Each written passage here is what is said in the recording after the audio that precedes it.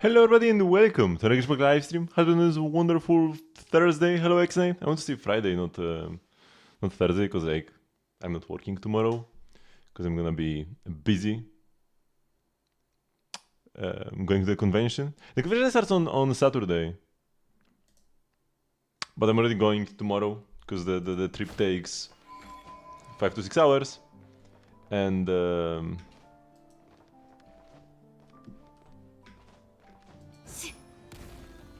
and what? And the convention starts at like 9 a.m. So it would not have really been possible to just set out on Saturday. Let's see what I will cosplay. I tried the cosplay on today, and it works. Code redeem, daily check-in, Miriastra event. What is this? It is a male character. I did give you that much info.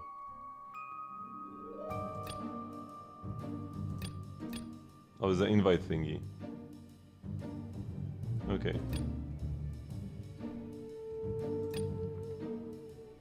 Sure. We pretty much completed all we could. Speaking of Miliastra, I will need to grind out my Miliastra weeklies. Sucrose! A little while ago, Mr. Rebel invited Mr. Durin to join the alchemy research group with Timaeus and I have been working in. At first, Mr. Durin seemed rather reserved and didn't talk much. I thought it might take some time for us to adjust to each other's pace. But once we began delving into the actual experiments, his learning speed improved remarkably. During our experiments, everyone only speaks when necessary, and even then our exchanges are concise and to the point. Somehow this made our research astonishingly efficient. 3 socially awkward introverts working together. Thanks to everyone's combined effort, the potion's expected efficacy has improved by approximately 3.72%. Forgive me. I've been so focused on research lately that I tend to ramble. Would you like to visit Mondstadt sometime soon? Good Hunter has just introduced some new dishes. We could enjoy a meal together and talk about, well, interesting things. I promise no alchemical terminology this time. Oh, that's a bummer.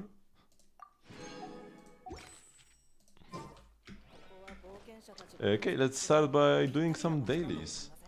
Then farming books, man. I need to farm books this week. Horrible. Farming books on mobile in the Mondstadt domain, specifically in the Mondstadt domain, it's not a fun experience. But that's what I need to farm. Unless I pick up some other books, and then farm the Durin ones later on PC. It's fine, it's not like it's difficult, it's just very annoying. Hello, Wilson.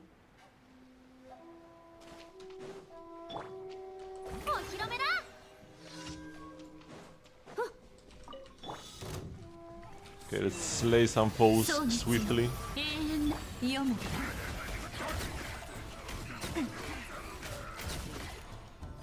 Nice. That definitely was swift.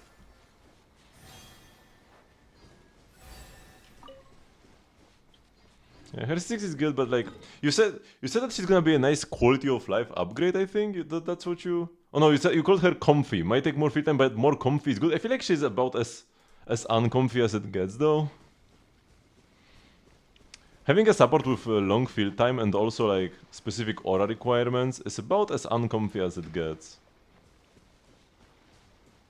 I would say. She's not a bad character, but she's definitely gonna be incredibly annoying to play in practice. Oh, yoink the fish.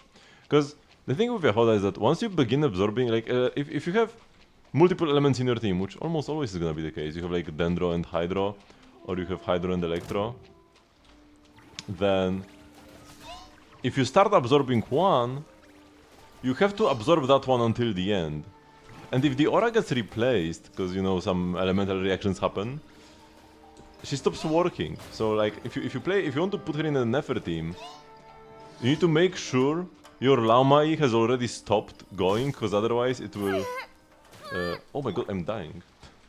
You need to make sure your Laomai has already stopped ticking, because otherwise it will like take away your Hydro, and then you are sitting there with your Yahoda and you cannot charge your thingy anymore.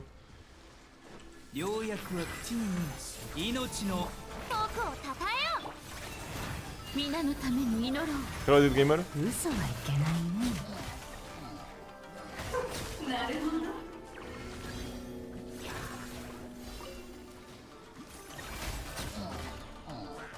It would be definitely possible to make her work. Also, why am I getting no... 薬も毒になり得ます。 What are my Furina buddies? Here we go. イオモ I was getting no blooms for a while there.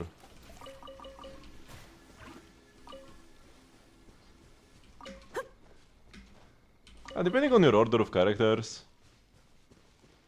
Because, like, let's say you want to play instructors on your Aino. You can't really do that anymore, because now you would have to go to Aino first, unless you want Electron or Hydro.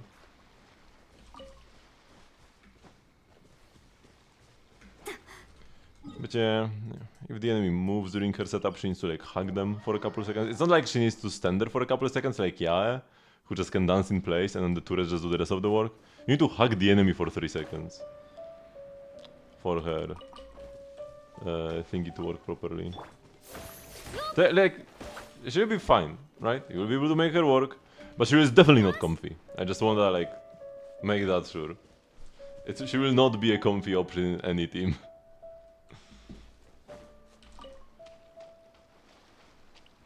She's also incredibly squishy. Her base stats are atrocious. So while you are sitting there on field for a couple of seconds, and you know, you can't dodge because you need to run in your skill. As you are sitting there,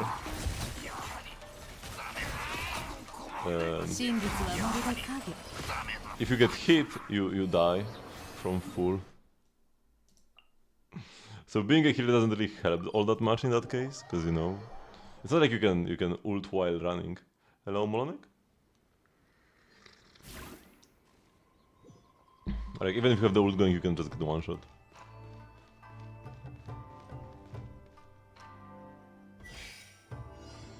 Oh boy. Doing well? So now I'll be getting ready for the convention tomorrow. Or the convention is in 2 days, but tomorrow I'm leaving.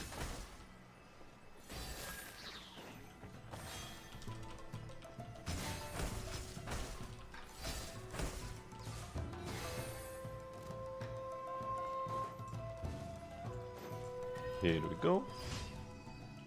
What do you mean AI? What? What is AI about her? What do you even mean by her design seems AI?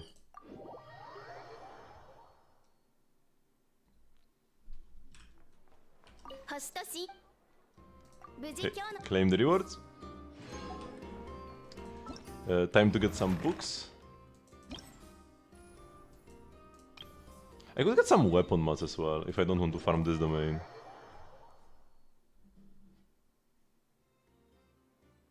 But like, what do you mean by that? Like, what about the skill makes you say that?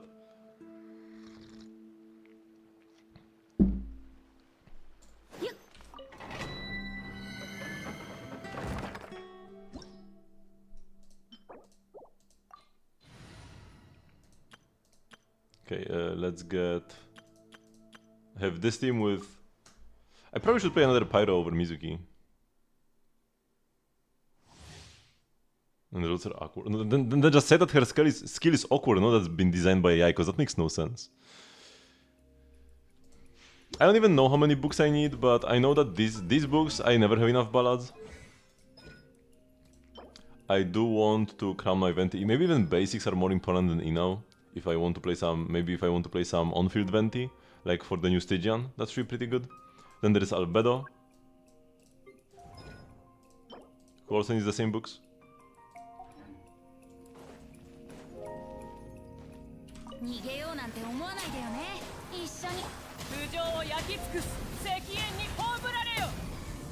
Nice ult. Nice bird that only broke the shield.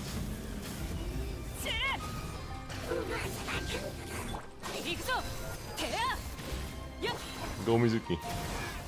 These enemies die in one hit after you break their shields, but breaking the shields is the annoying part. Oh, that's nice. Although this is like 4 clears.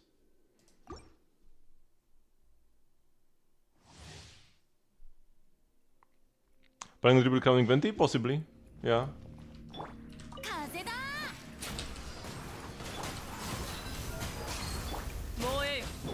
顔が曇ってるぞ。 Man, why are there 2 waves of slimes? Excuse me. 歯食いしばれよ。 Does the main also used to like suck your stamina? At least they changed that. やるか。 Oh, he's still alive? Bro, just die. 頭上をや。 What is he doing? The Hira playing Pyro. The only thing that matters in this domain is how fast you apply Pyro. These enemies get one-tapped by everybody once the shields are down.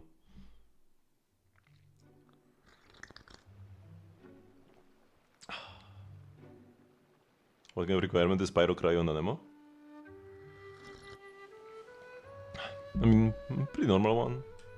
I guess there was a period of time where they weren't releasing any Cryo characters. For a while. Cryo has been a very dry element. For like the entirety of Sumeru and Fontaine. Pretty much. But you know, Scary Escoffier, Citlali, they came out. We got some good Cryo characters finally.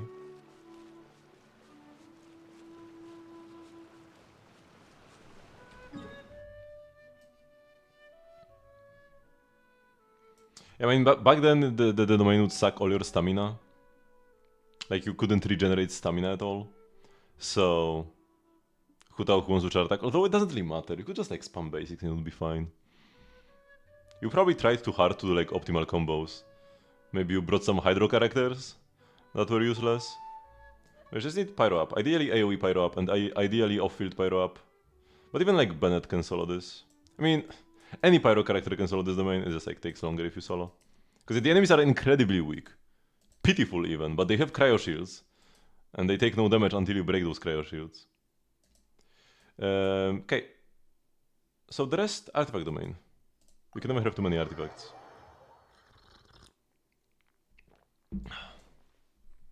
Although, wait, is During gonna use a new enemy? Probably yes, right?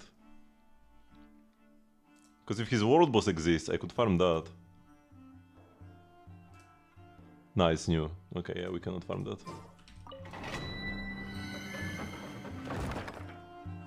Unfortunately.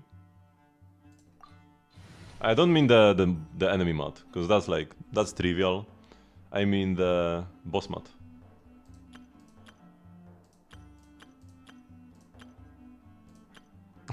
Instead of going one to the left, I went all the teams around to the right. So yeah, for the day, there isn't much real content, but I do have like the Nefer missions. I have still not finished those.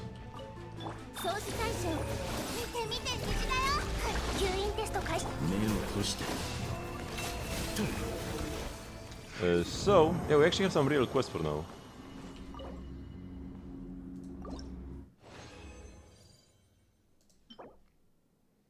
Double crit EM?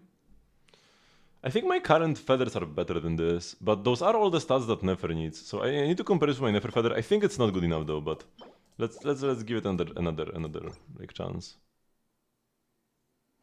I think reason for Durin boss. I mean, you can only save 200 resin. You are gonna overcap if you keep saving your resin for the Durin boss. Because he only comes out on Wednesday. It takes less than 2 days to cap your resin. Those ideally you should not be using for world bosses. Fragiles. Because ideally you should be using those for artifacts while the Stygian lane is up. Because then you get more value out of your resin compared to any other activity. So I would advise against using Fragiles for anything that's not artifacts while the Stygian lane is up. When's my Master Race? I haven't needed it yet.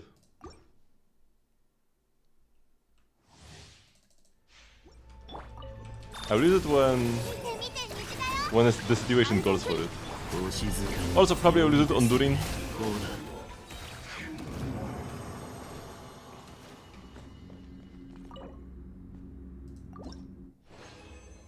Who's my favorite character?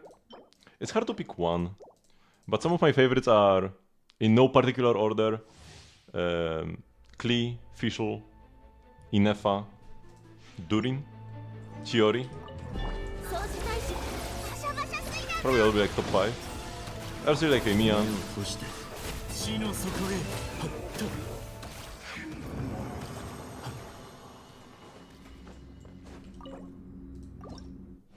I mean, I did say Durin as well, no? Which I said Durin. But I like the others as well, it's not like I stopped liking them.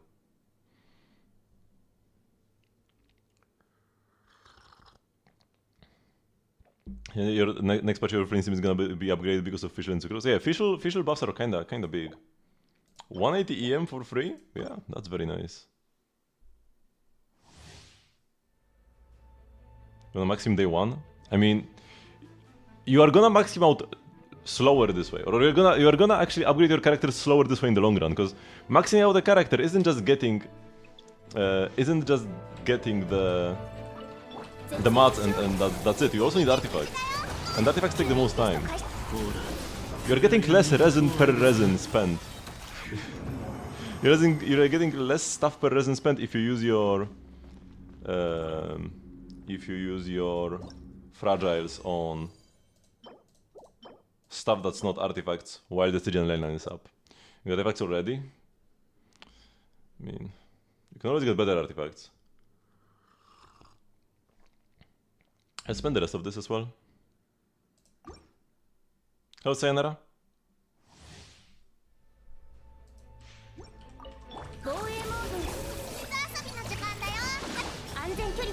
Yeah, you like get all these mats in like 2 or 3 days anyways.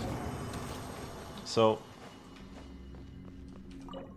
is it really worth losing resin to get him a day earlier? Like, what do you use him for anyways in that like day 1? You will just be doing the story probably day 1, no? You won't even get a chance to use him in combat until like Stygian comes out. And do you have a week until Stygian comes out?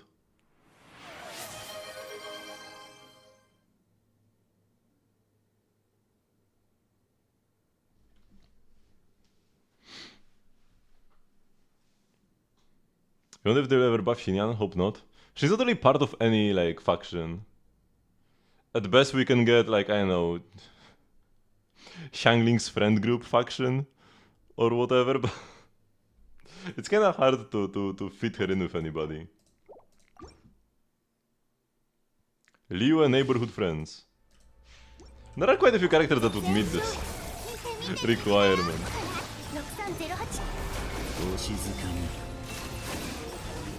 There will be like Xingqiu, Chongyun, Hu Tao, Xinyan, Xiangling of course. Maybe Qiqi and Yao Yao could also count, although they may be too young. They're like not in the same generation.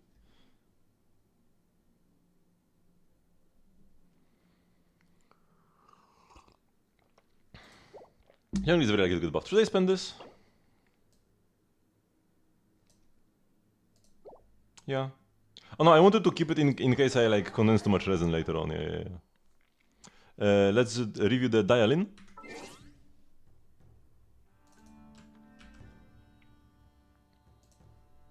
Hello, Matt. We are doing pretty great. Okay, where were we? Here. Okay, level is maxed, and so is her core, and the EX special is most important. You can sometimes use the basics depending on what teams you play her in.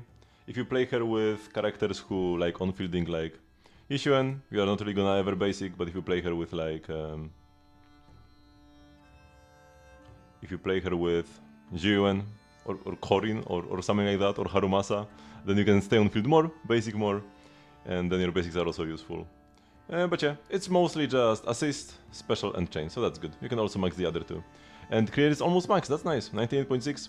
You could get another substat, but then you would actually be slightly overcapped. It's like, either you are slightly under 100 or you are slightly overcapped. I feel like this final crit rate sub is still worth it.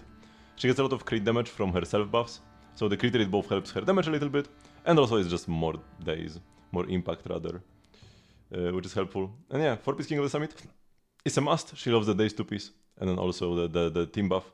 And yeah, getting a lot of energy regen, that's probably the best thing to do as well. She stuns very quickly anyways, and by spamming more EX specials you get more positive reviews, and thus get more ults on your DPS. And yeah, this is pen ratio, attack, physical damage. They're all like the same. Just pick whatever has the best substats. Now this piece isn't really too great. One roll into crit it, no into each crit, no attack percent. But I mean, yeah, it's like usable. It's something. What's the squats? 1-to-1 ratio. Now it's 98.6 to 98.0. You are missing 0.6 crit damage. Also, she gets like 30 crit damage from her passive.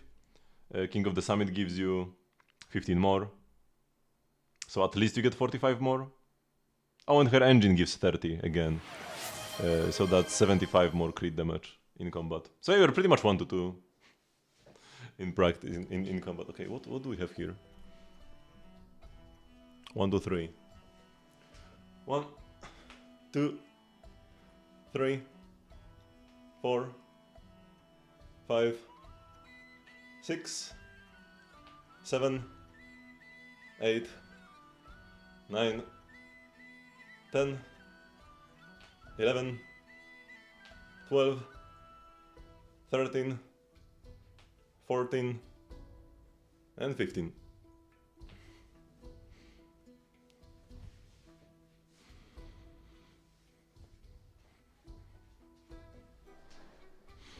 But the jungling buffs are probably gonna happen. I feel like they're pretty likely.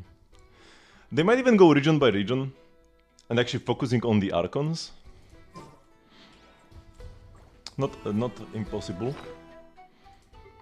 Oh yeah, I could also save this for the Durin boss. This lasts long enough.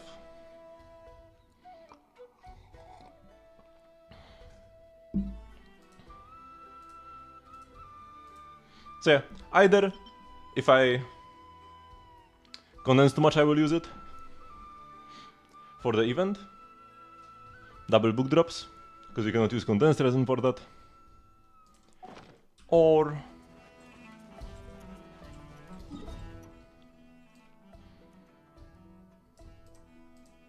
next week for during boss mods. Because it will expire before Stygian comes out. Yeah, right, that's probably also likely to happen.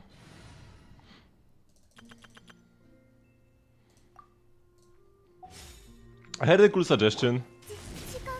Would be nice if they moved part of her C6 to base kit. Now if you don't know what Raiden's C6 does,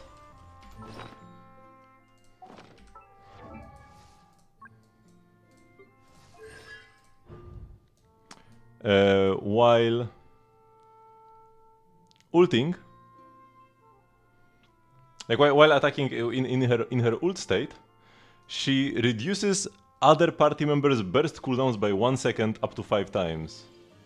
So she can reduce all your team's burst cooldowns by 5 seconds. It's not really anything like huge, it's not really that great of a C6. But it can...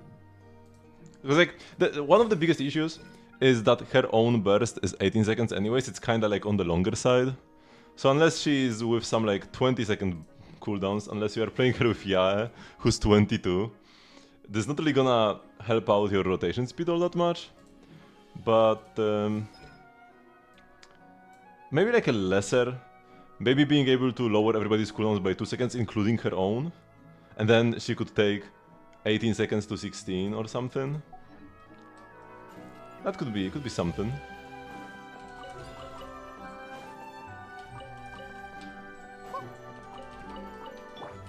Rain buff in 2 years? I mean, time flies. 2 years will just go and will just, you know, come and go in the blink of an eye. Especially as we all get older. Every year, you are 1 year older. And usually the older you are, the faster it feels like time is flowing.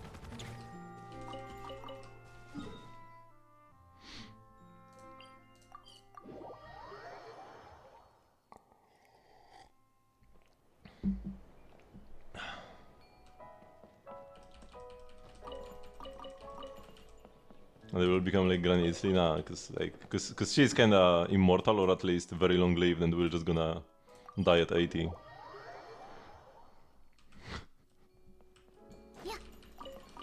If even.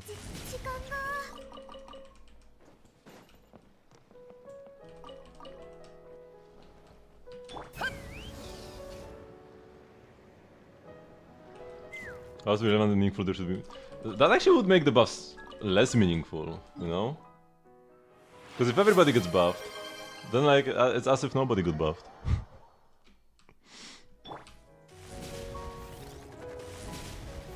Like it, I'm not saying that more frequent buffs would be a bad thing, but they would definitely make the buffs less relevant and meaningful if they are more common. Because like, you know, Albedo gets buffed today, and then in a month Chiori gets buffed and she power creeps him again. Oh no, what a nice Albedo buff it was. But if the buffs are more rare, and Albedo is amongst the few units that got buffed, amongst the few units that got buffed, now he's actually a great option for teams. And more buffs means just faster character rotation, you know? Because it's inevitable that some buffs will kick out some other characters. Like how Razor kicks out Raiden as a main DPS. Although Raiden hasn't really been relevant for a while. 1, 2, 3, 4, 5. How hard are the Hex and Circle trials gonna be? The Hex and Circle trials are like glorified anecdotes. They're just like a bit of a longer anecdote with some gameplay. It's not a challenge. It's not a challenge like the Echoes.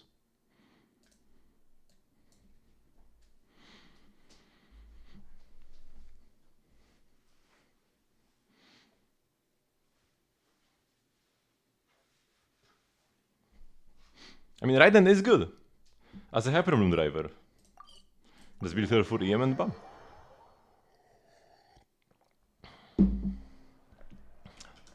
You didn't buff anybody else besides Archons? I mean, that kind of bad take, and also your hopes already have been ruined because they are buffing non-Archons as well. They are buffing 4-stars even. They are buffing a homeless wolf boy.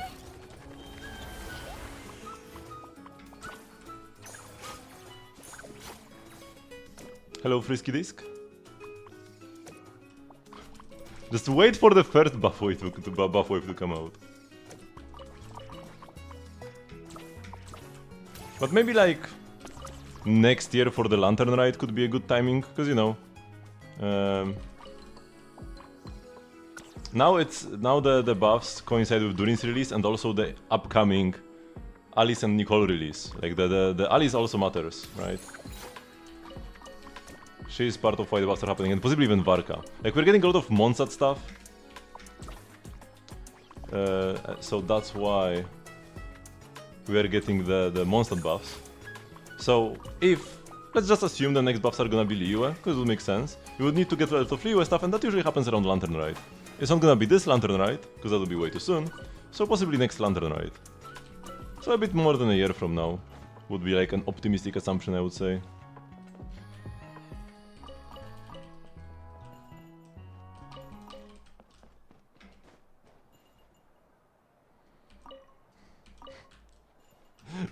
Xiao before he gets high heels.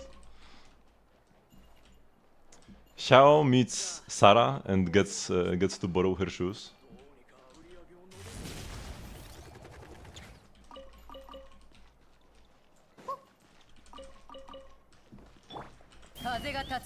But now when Xiao jumps, he goes like 4 times as high, and he just like hits the ceiling and dies. That's the new Xiao gameplay. Xiao jumps, hits the ceiling of the spiral abyss room, and then his dead body falls down and kills enemies on the way back. And then you need C6 Chichi to revive him. That's the Xiao buffed gameplay. Because he's just gonna be so tall, he won't fit in the room.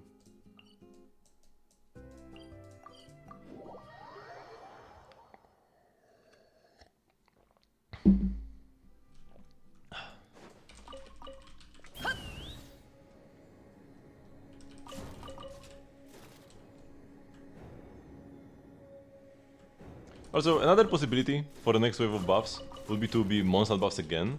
I feel like that's unlikely, but not impossible. But there are some characters from Mondstadt that still badly need buffs, especially Eula. Now, a lot of people say Lisa, because they see that she wears a hat and they're like, why no witch? But you know, she declined. She actively wants nothing to do with the witches. If you read any of the lore. But I'm actually not sure, even if they... So, Eula is the character who actually needs buffs. Because it's a limited 5-star and possibly the worst one in the entire game. Definitely a contender for the title of the worst limited 5-star in the game. And she's only saved by Chichi being even more useless, as to know, to like not be the worst 5-star in the game, period. So... We could get another round of Mondstadt buffs, but... If they wanted to make it a faction buff again, they would have to probably do like Knights of Favonius. But then there are some issues. So either they do... They could do just Amberly Sakaya. They are all Knights of Favonius after all. But I'm not sure if they would want to buff Amberly Sakaya like this, especially by adding new passives to them. Because they are meant to be like the super simple early game characters. Now they could mostly buff their constellations. I feel like that would make sense. But still, like if they were part of a faction, they would still need some new passives. And introducing more stuff to the first characters you're supposed to get can just create more confusion, you know? The very first character you get should be very simple. You should be able to just look at them and be like, okay, I understand what's happening. Kaya presses E and apply and like deals cryo damage in front of him. Great, amazing, like that's good, right? But then if there is a passive that when there are 2 Knights of Favonius in the party, his skill now summons an orbital that deals damage every 3 seconds for the next 15, and like you can start getting lost if it's your first day playing Genshin, right? Or even worse, if there is like a passive and it says complete a quest to unlock. Maybe that's better and not worse. But yeah, but the ult is a separate thing, you know? The ult is a separate thing. Also, the description for the ult is exceedingly simple as well. The description used to be simple back in the day.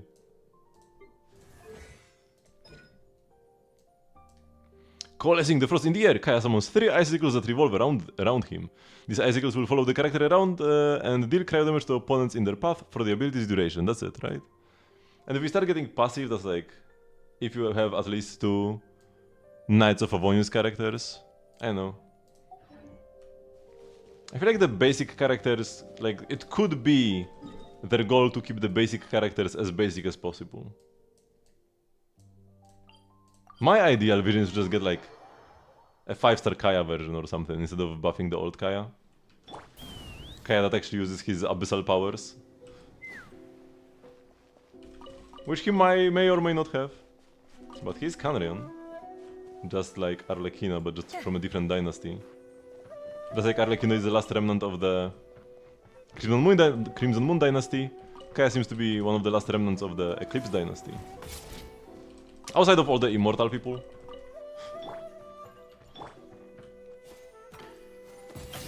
Oh, nice angle.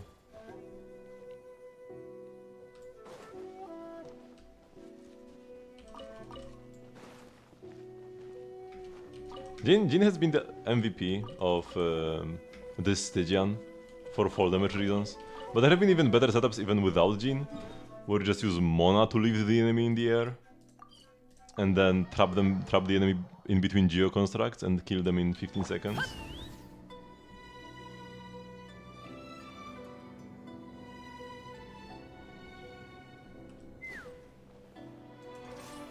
I mean, there's the ones that throws a black hole in 2030. I mean, that's fine. I'm not in a rush. I'll be playing Genshin for as long as I live. If they come in 2030, at least they will be more impactful, like, you know. Because right now, these buffs are bringing the characters up to, like, Natlan standards, you know? But if we get buffs in 2030, they will bring up the characters to whatever is happening then standards. To the celestial outer space standards or whatever. So that's better, you know? If you want your character to be as strong as possible, ideally you want the buffs to come as late as possible as well. In Zenless, Ellen got buffed so early that she managed to get, like, power crept again. Ellen kind of fell off again after getting buffed, because her buff just came too early.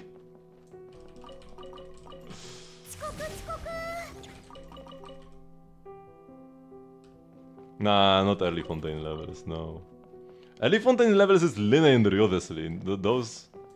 Yeah, that ain't it. Clay is more comparable to Arlecchino than to Linne. And Albedo power creeps Chiori, who is also a late Fontaine. And he's like better than her, so... yeah, it's more like early Natlan. The later the buffs, the better. I mean, yeah, if you want if you want your character to be as good as possible, then yeah, in a way.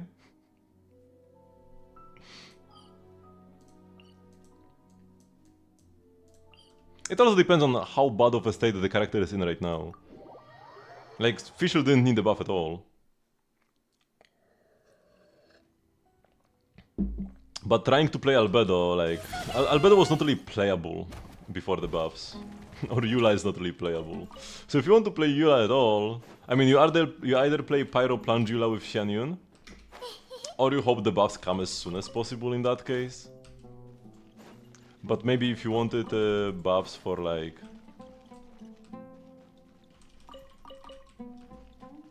Would be like a good example. And maybe you wanted Gaming to get buffed. He's already good right now. But you know, as time goes on, he can be falling off slightly. And then... if he were to get buffed, it's better for him to get buffed in like 3 years than now. Because right now, if he were to get buffs, they would be pretty meaningless, just like Sucrose's buffs. Oh yeah, Sucrose is another good example. Because Sucrose was included in this batch of buffs, she barely got anything. At most, she gives 20% extra damage bonus. And that's if she bursts, and in many teams she doesn't. And, you know, a lot of her teams don't even care about damage bonus. The buffs are pretty irrelevant. But maybe if she got buffed in like 3 years, she would have actually been properly power crept by then, and then she could get real buffs.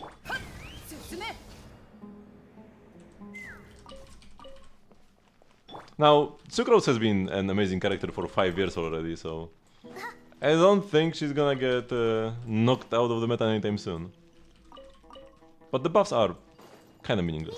The biggest part of the Sucrose buffs is actually just that she just is a Hexarray character.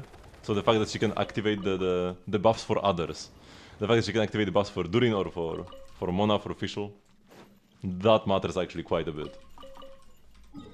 Funnily enough.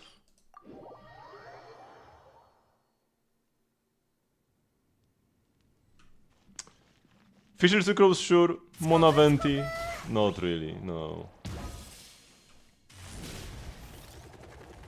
Venti is only really useful in Abyss 11. And Mona is like a cope option for Skerk teams, but that's more like a Skerk issue, where nobody works in the final slot, so you can play anything that's Hydro or Cryo and you're fine.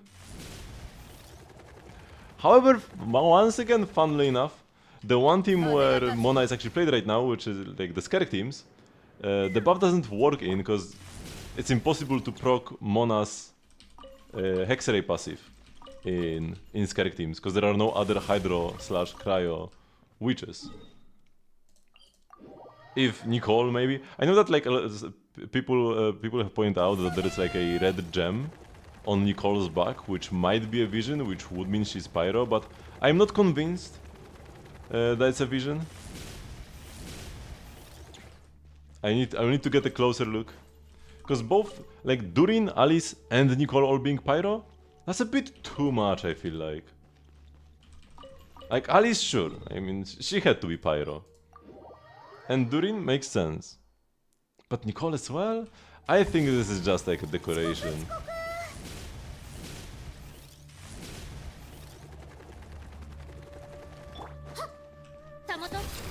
I mean, I don't think anybody like... Pyro carries are some of the characters with whom Durin works the least. Now you can play them in Overload teams. But I doubt that Alice's teams will just be overload, so I wouldn't say that. No, at least it's not a descender.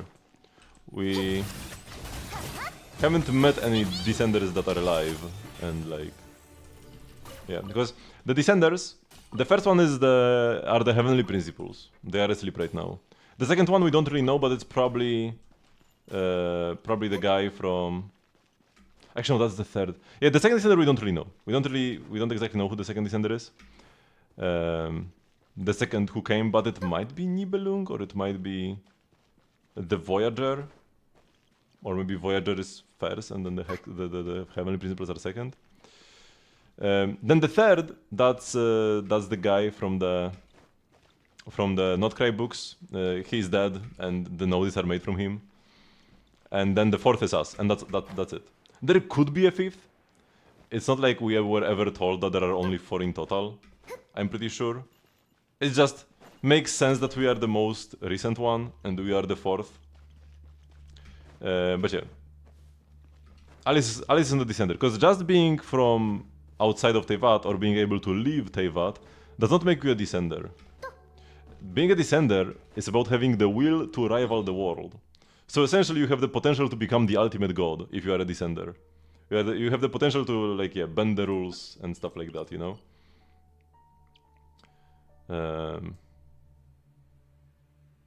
You are not bound to fate. You can change fate to suit your will, essentially.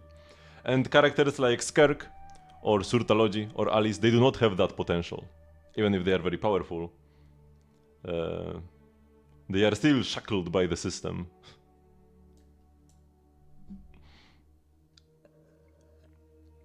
This might be why, because people have been calling Surtalogy a fraud, because he keeps saying that he just wants to fight stronger opponents, and he like leaves Teyvat to destroy universes, but then he never really fought the Shades or the Primordial one. But it might be just because he's not a descender on Teyvat. He has to play by the rules on Teyvat. And the rules are such that he can't really... If you're not a descender, you don't really stand a chance against the descenders in a battle for like control of Teyvat. So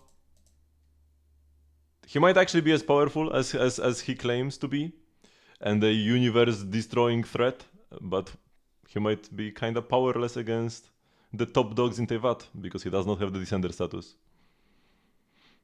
Now, could Alice's vision be fake? It could. It doesn't have to be, though.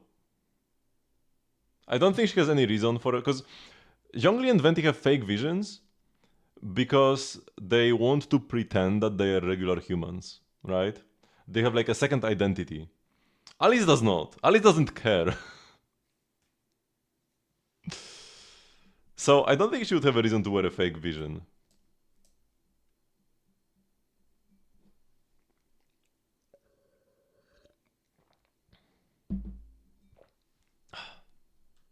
I mean, she's incredibly powerful for sure. She's the sustainer of the world's borders. Her job is to like monitor and possibly like allow access or deny access to anybody from beyond the sky. She's a pretty... She's quite a big shot. But she's not the descender. She still has to play by the rules. Okay, let me visit my pot.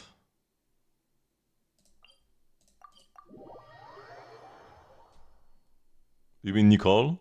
She has a Dodo communicator on her back? I'm pretty sure she can just do that telepathically. But it would be mad funny if Alice actually made her Dodo communicators. Who would I want to be? Gotta pick a character who's like as chill as possible. Who's like the most regular human? In Star Rail the answer is always Jingtia. Because she seems to be the most normal person in the entire universe. But in Genshin... I don't... Toma was in some hot water back with the Vision Hand Decree. Nah, not Kole, man, not Kole. I don't want to be a tortured orphan. Mika, his job is kinda dangerous though. I don't want to be a knight, you know?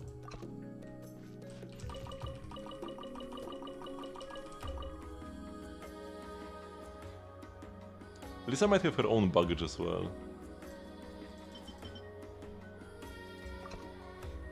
Xingqiu could be Xingqiu, but I kinda hate him. But I kinda hate him because he makes a big deal out of living the most comfy life in Teyvat, so possibly. Xinyan, being a freelancer rockstar seems rough. I want a comfortable life. Vanessa seems to just keep eating all the time. And like she just keeps training and keeps eating. That sounds exhausting. Xingqiu's probably like the laziest character. And having the most... He's the most privileged. Layla? Nah, she has like this insomnia and second personality thing. And also college? Ugh, no, not again. Ningguang, she's rich. But she rules a country. That's a lot of stress.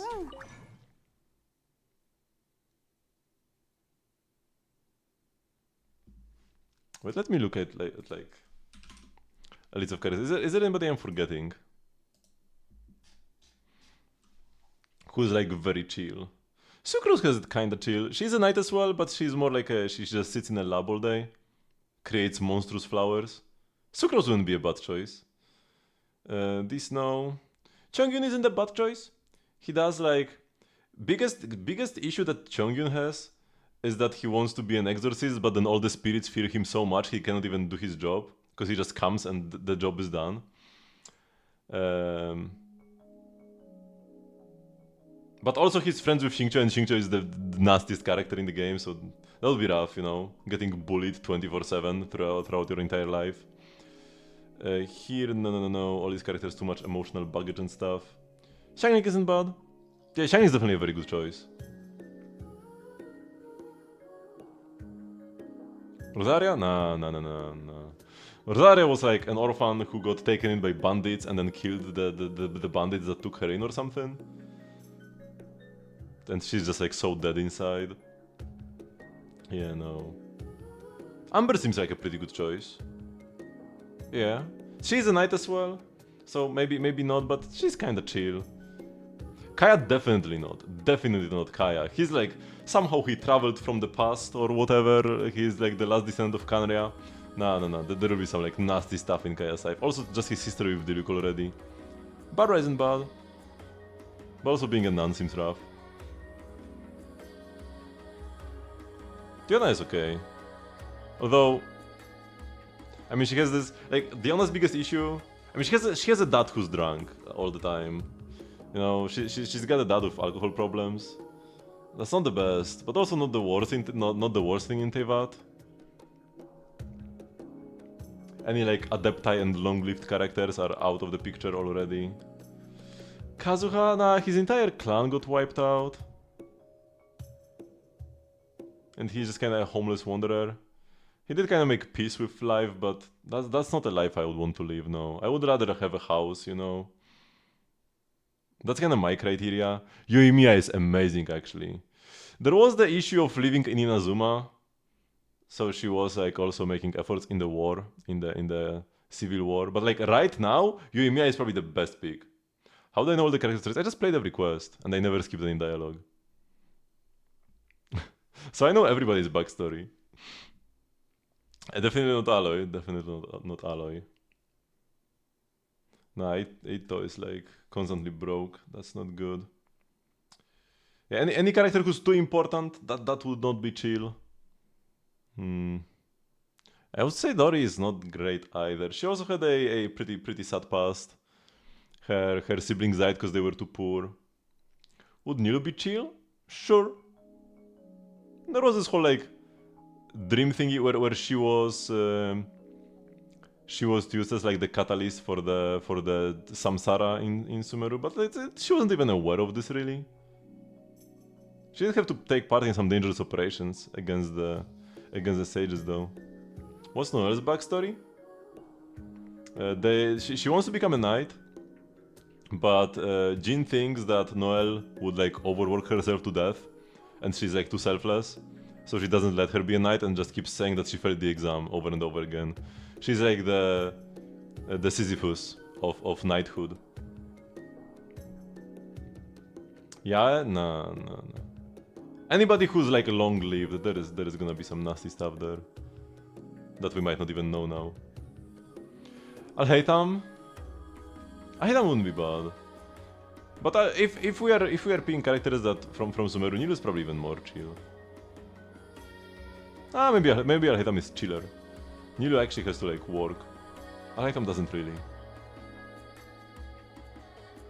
Surely nowhere will pass. No, but Jin is just that nasty, you know? Jin is the boulder that keeps rolling down. Like, no, Jin is the hill, right? Noel is Sisyphus, Knighthood is the boulder, and Jin is the hill. And the boulder just keeps falling down the hill because of Jin, yeah. Something like that. Mika, no, Baiju has like all kinds of one-of-a-kind cancer. When it comes to yokai, Kirara wouldn't be bad. But she also has to keep traveling all the time. The Fatui are out of the question for sure. Ryo Desri had to kill his adoptive parents, that's also not great. Charlotte is a pretty chill character. If you would not mind being a like reporter, then Charlotte is a top tier choice for sure. Yeah, 10 out of 10. If you would like her job, I feel like Charlotte is perfect. She even has parents who are alive. Very rare. Very rare. Lanyan? Oh, Lanyan is amazing as well. Yeah, you get to do some like... She does those like rattan weaving thingies. Some ancestral art. Living in a chill landscape. Yeah, Lanyan might be the best actually. You are rich as well. Not that many responsibilities. Yeah. Anybody from Atlan is also out of the question. No. Because of the like constant abyssal wars. Even if the abyssal wars are past us, just having had to live in such a place, that doesn't seem too great. Chior isn't too bad either. There was some like childhood pressure from her parents and like the peer and other peers who like. Because what was her backstory? She just wanted to like make clothes, but they wanted her to study the sword and stuff like that. But then she fled to Fontaine. Or like fled. Not really fled. She just moved. Chior is pretty chill. Gaming is pretty chill as well. Some daddy problems, but they were resolved at the end of the day. They just cared for each other.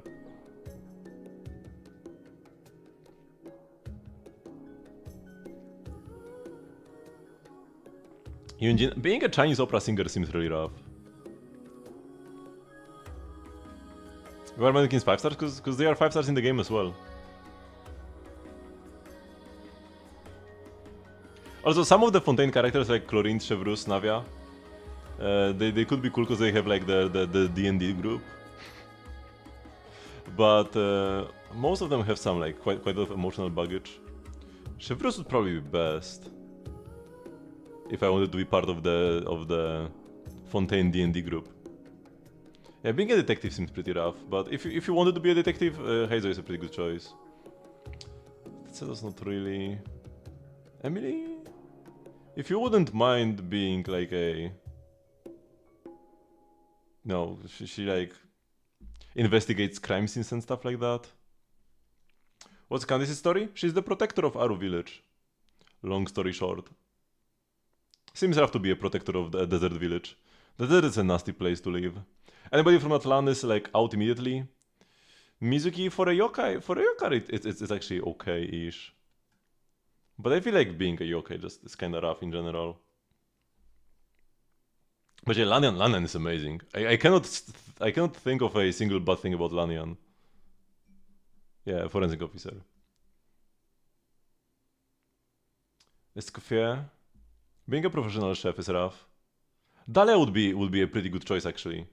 He just kind of chills in the Mondstadt Cathedral, drinks together with his god. Yeah, Dalia is like peak as well, you know? you just go out for drinks with the god you worship? Yeah, that's an amazing job. Top tier for sure. Top tier. Together with Lanyan. The recent 4 stars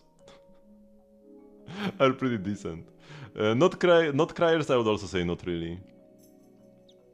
Because Not Cry is just it seems like a pretty rough place to live. Yeah, Lanyan and Dahlia seem like the top two picks. He's God's toy boy.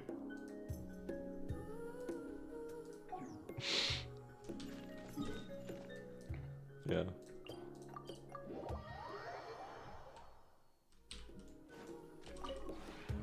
この同点 Yeah, Dahlia might be best actually.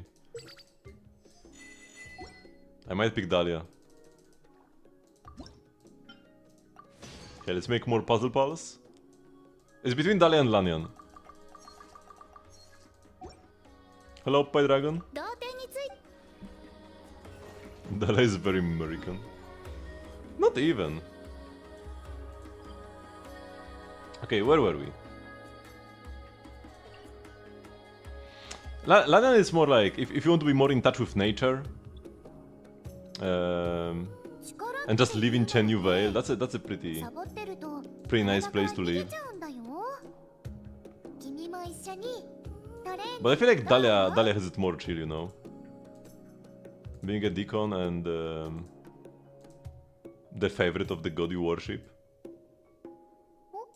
おううん How those goes the Genshin? Pretty well.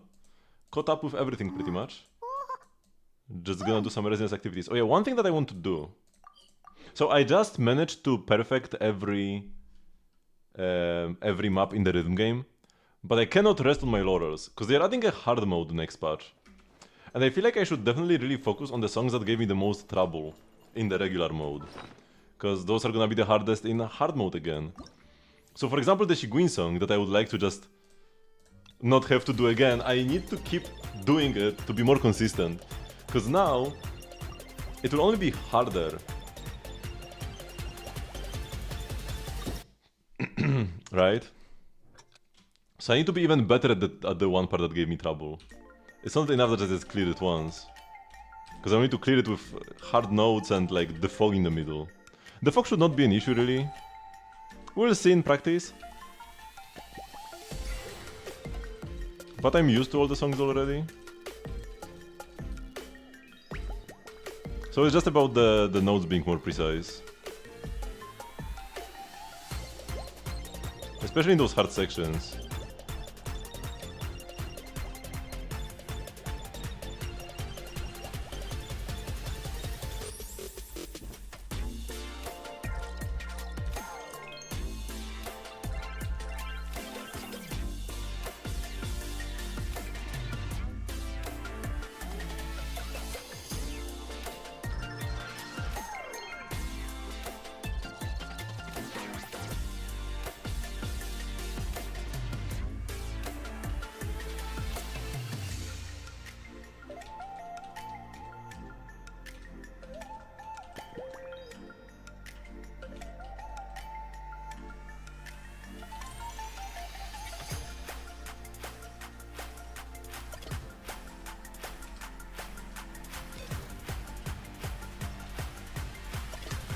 Yeah, that's what I'm talking about. I got some goods here, right? I need to do this on even a harder setting. But I'm not that bad at this section right now. A couple more tries and I'll probably get it. I got it once already. So I just need to like keep at it. Don't forget how to do this, right? It's the most important part. Now by the time I next stream Genshin, the new patch will already be out. So it's not like this will be some intense training regimen until the new mode comes out. There's something to keep in mind, right? I'm not done with these songs. Oops. I was trying to read chat and then I clicked the notes in the wrong order. You have less than 300 purple books. Oh, that's not many books, yeah. There's at 20 PT. Nice.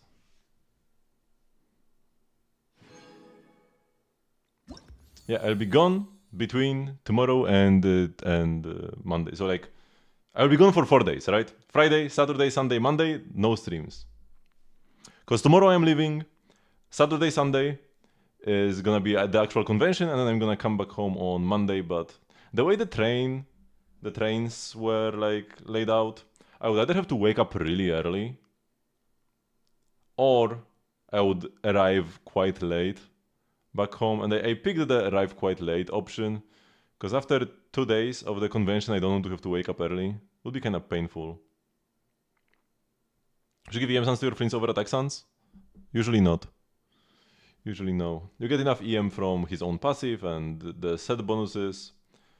and Sucrose if you have her, which you ideally should have. And then Fischl buffs next patch if you play Fischl Sucrose. If you don't play Fischl Sucrose, you play Inefa ideally, and then Inefa gives more EM. And then there is this. My nightmare. This I have not played in a while. Yeah, Aino gives EM if you have C1. And then C6 is Lunar Damage Multiplier, which is pretty much the same thing for Flames. For Nefer, EM is better than just Lunar Damage Multiplier. For Flames, they are equivalent.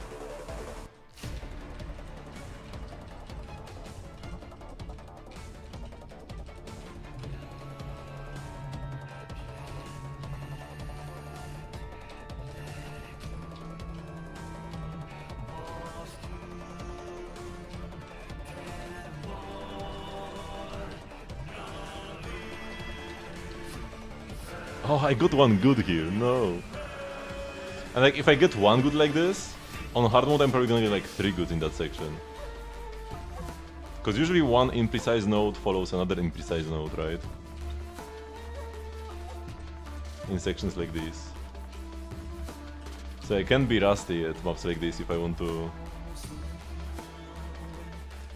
do them in hard mode.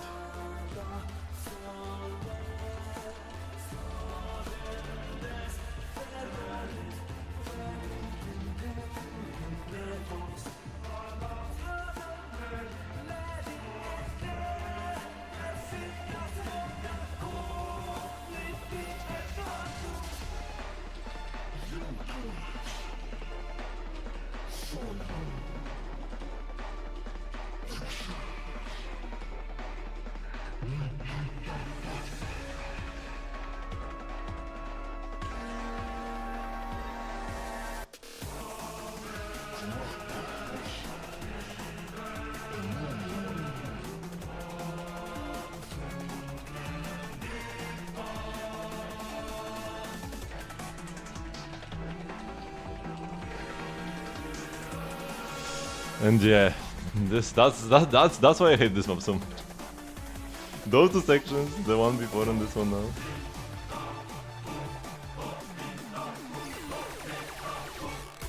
And more fails. Yeah, and we will need to do this again.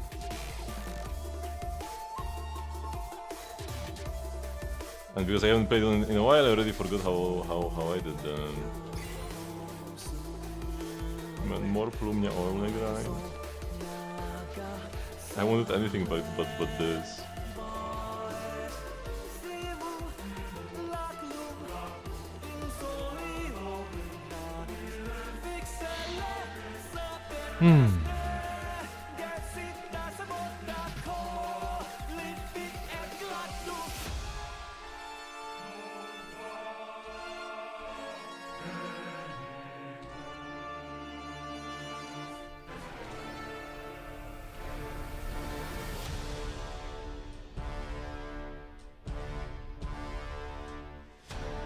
Hello, vegan organic.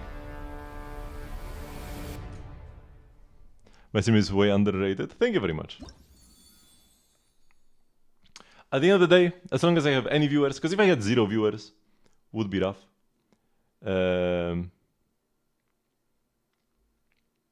But, you know, even as long as I have 1 viewer who appreciates me, it's all worth it.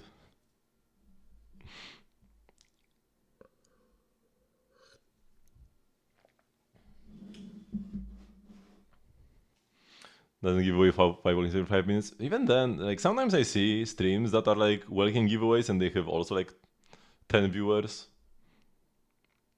So even that, just getting, you know, getting over this like first hurdle seems very difficult. If you can start consistently getting like 50 viewers instead of 5 viewers, then you can actually already like, you know, do something with a stream like that. And I feel like from that point, growing wouldn't be that difficult. But you first need to like get out there more somehow. The idea of making streaming my career one day would be cool. But I know about like specific plans. We'll just see what happens. I don't dislike my normal job as well. It's fine. Streaming would be cool. I probably like it more if I could make a living by streaming.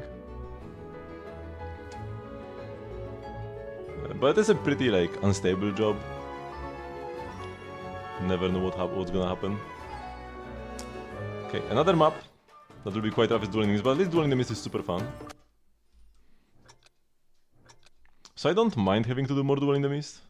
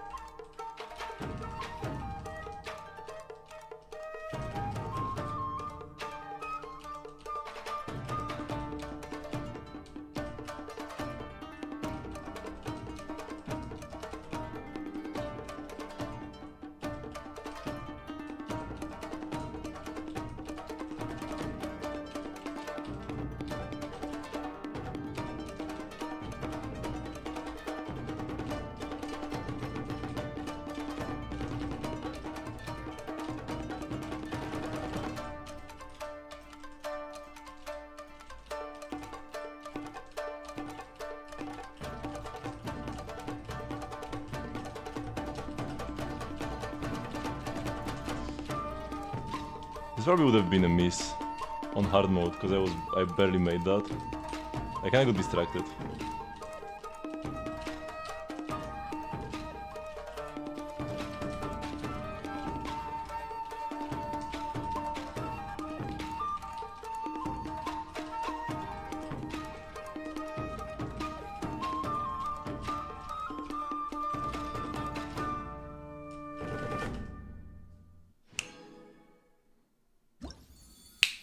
Here we go. Casual perfect on Dueling the Mist.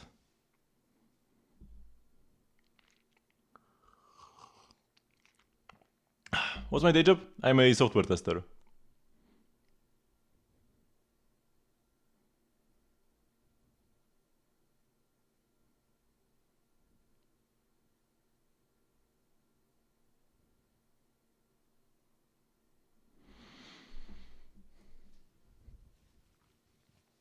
The worst of them all is a spreadsheet 90% of the time.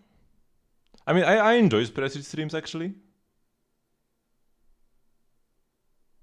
No, I'm not a dev, I'm not a dev. I mean, I did some dev work as well, but not on games, on just like boring software for like hospitals or insurance companies and stuff like that, you know.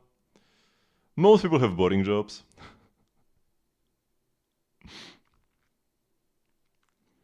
Sekapoko, I worked him like a tiny bit in the past, but there was something, I don't even remember what it was, but there was something about him I really disliked. I think he would do like incredibly scuffed reviews or something. I mean, I don't want to like badmouth other streamers, but like he was a streamer who would stream at a similar time to me and have like way more viewers. But I think I remember his reviews being like terrible. It's all subjective though, I guess. It was a long time ago, like I have no idea what he's doing right now. I think I just like blocked him at one point so I don't even see him when I when I open Genshin streams. I think I don't even see him anymore.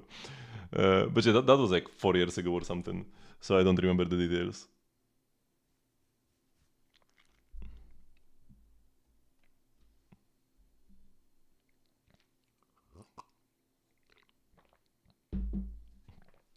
Shouldn't you hate the kids?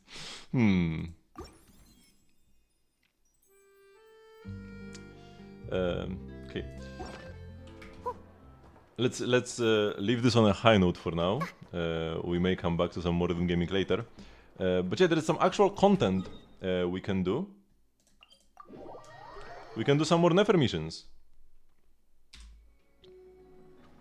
I should be able to finish them today, but I'm not actually sure how it works once you get enough intel. I remember that I found some people here at the port that I could investigate. I don't remember where they were though, so let's walk around a bit. Because you always like see 5 different people with the like Nefer marker, and then when it's actually time to find some. Oh yeah, here we go. Phone mentioned heir to a branch house. 自分が悪意を抱く連中に食われていることに気づいてない。まさかサリーンも一口かじろうとしている。 Third time visitor do not cry, seems easily deceived, potentially high value client for the creator of secrets can provide assistance if necessary. Okay. まさかサリーンも一口かじろうとしている。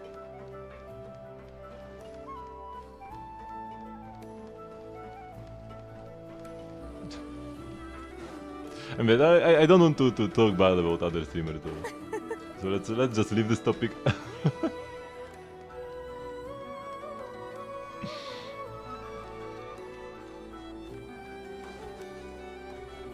Yeah, one issue with my stream for sure, compared to some others, is that like I do stream different Hoyo games. You can be successful as a variety streamer, and especially when the variety is like it's pretty like tight variety. Because it's all Hoyo games.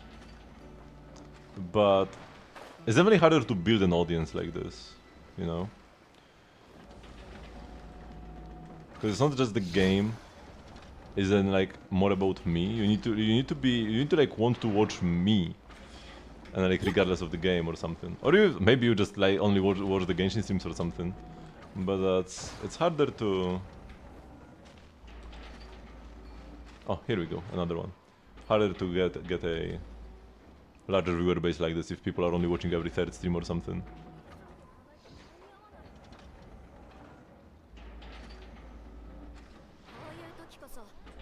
Pretty watch the streams for a streamer? I mean, at least for me.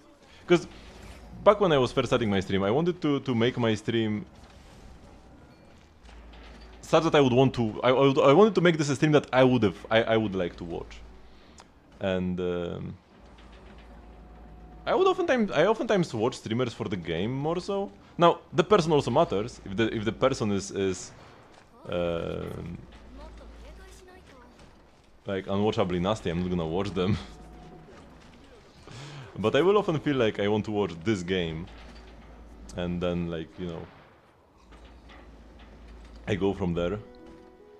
So if a streamer that I liked, you know, a streamer played X, but now he streams variety, I'm probably not gonna watch him. No. I don't think I ever followed a streamer like this when they changed games to something totally different. Like if they make a hard switch, you know, they used to stream X and now they used to only stream X, now they only stream Y. I might check out Y and see if I like it, and then maybe continue watching them. But if you just like stream all different things, like a bit of this, a bit of that, I don't really like that. So yeah, I'm not sure how to feel about my stream being like the swap between different Hoyo games. Although the gacha gaming space, I feel like there are quite a lot of people who play multiple gacha games. But then still, is it gonna be the exact ones that I play? Probably not. And that's the issue. Former mid-level leader of the Seahook gang. Oh. もはや脅威ではない。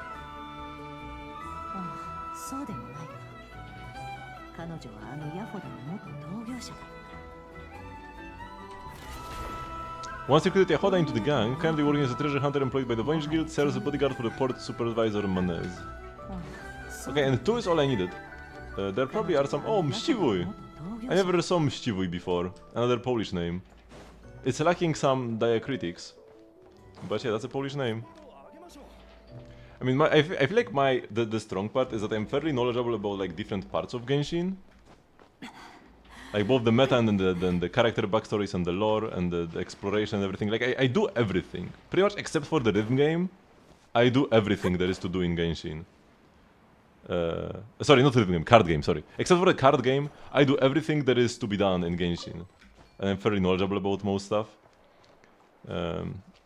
But even then, that's also kinda scuffed, because if you are into lore, you would rather watch somebody who only does lore. Or if you want gameplay, you would rather watch a theory crafter or something, or some god gamer. Or if you want Melee Astra, I would probably rather watch somebody who only does Melee Astra.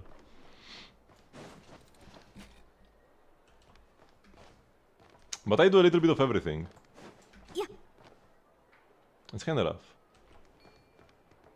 But still, I already have some viewers. Also, the stream has been doing slightly better recently. We have been on a slight, like, upswing. It's been getting worse for like 3 years, and now it's kinda stabilized, and it's getting slightly better. So, there is hope. There is some hope. Okay, we should have enough here. Yeah, I personally like Melee Astra. It's part of Genshin after all.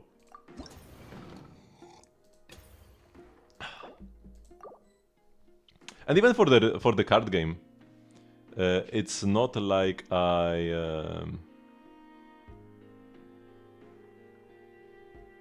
it's not like I didn't like the card game. It's just it was so unpopular on my stream that I kinda like shelved it. But I would like to get back into it. But it's just hard to. It's a big undertaking to get back into this game that's been developing quietly in the corner for like 3 years now.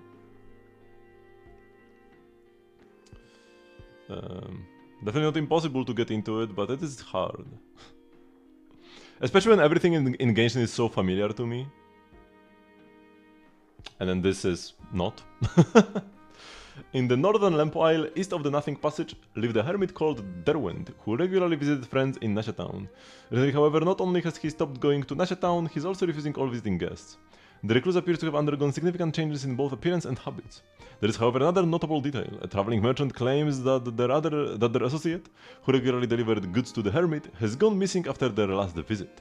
To uncover the truth, a direct visit might be the best approach.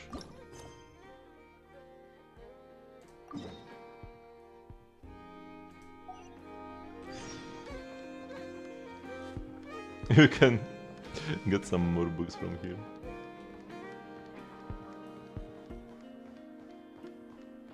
Which like next month, I should get my, because like I applied to have my ID refreshed recently, because my old one expired. So once I have my new ID, I could start doing some Melee Astra stuff from the creator side as well. Could be fun, but I probably won't have the time to do anything there. I feel like I could really enjoy it, but it just takes time, and time is the most precious resource right now. If I could full-time stream, we could do some Melee Astraing on stream, but yeah, like this, not really.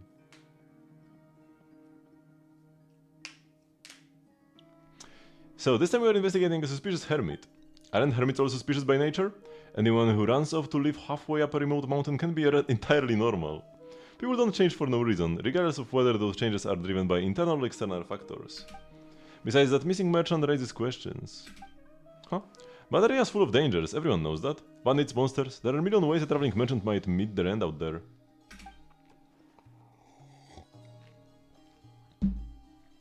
Seeing as everyone knows how dangerous it is, don't you think a merchant who regularly passes through would be well prepared? Despite knowing the lay of the land, an experienced merchant just disappeared. Something like that rightly raises suspicion. Yehoda, I'm leaving it to you to visit the suspicious hermit. It's a long road, make sure you don't stray from the path. Oh, sure thing, Bosnev, leave it to me.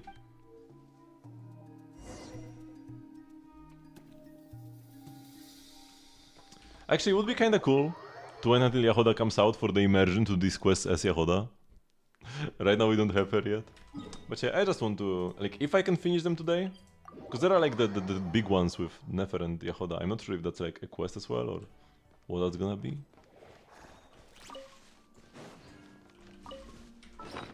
I know Nymph's toolboxes. These are just like a memento. Because you can get the toolbox, you can buy the toolbox from the duck by using the nuts, the krumkake bolts or whatever, right? You can collect them throughout Not Cry, and for getting Inefa and Aino up in friendship, and you can buy these boxes, and then when you use them, you get very slight cosmetic changes to Inefa's skill and Aino's burst. And once you use them, they just stay empty in your inventory. Just a little memento.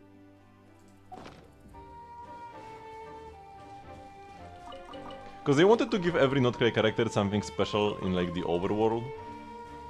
And like, you know, Nefer and Yahoda have the thing where they can interrogate people. Flint can talk with the spirits. Flint sees the dead. And Lauma can talk with animals. Columbina might be able to do all of the above. We know that Columbina can talk to animals. Wait, Columbina! Wait, I can do a Columbina quest today. Yo, screw this garbage. Let's go here first. I would have almost forgotten. Oh, that would have been terrible. It doesn't say here. So where was I? And then, so Aino and Inefa get the bolts. Nefer's are not garbage, but this is more important. If I forgot about this, would be like a disaster. An absolute disaster if I forgot about this. But we avoided the disaster, thankfully. I was too preoccupied with like the convention and stuff. I was gonna collect the droppings.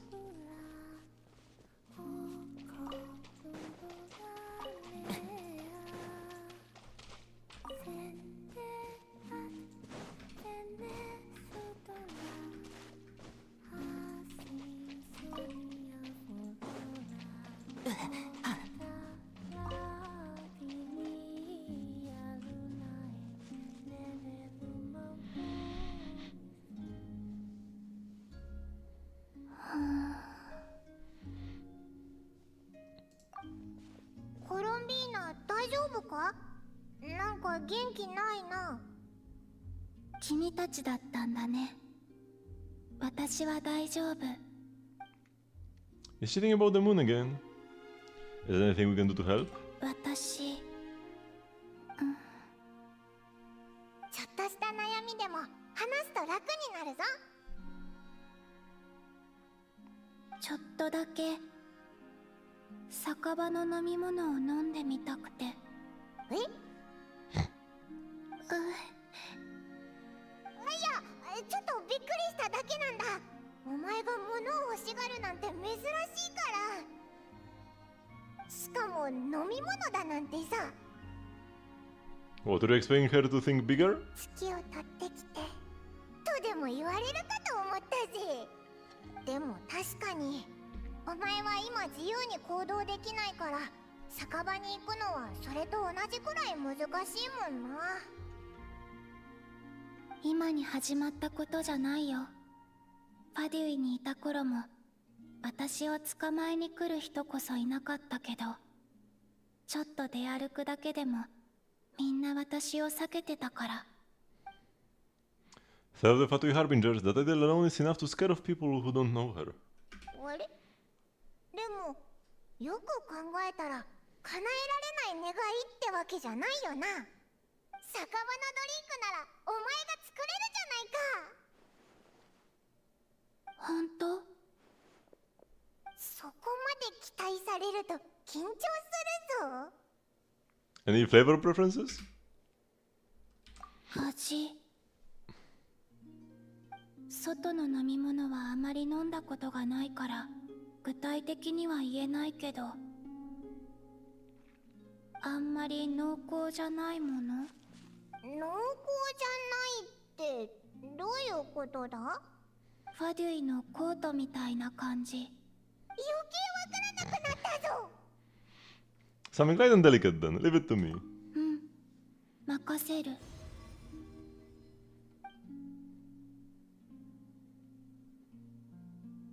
Oh, she summoned a table for us. How considerate. Add the amount and type of ingredients according to the ingredient list to complete mixing. If you make a mistake, you can select mix again to begin the mixing process from scratch. I gotta grab the moonballs. Was it like one more? No, I think that's all. Where is Columbina? She gone.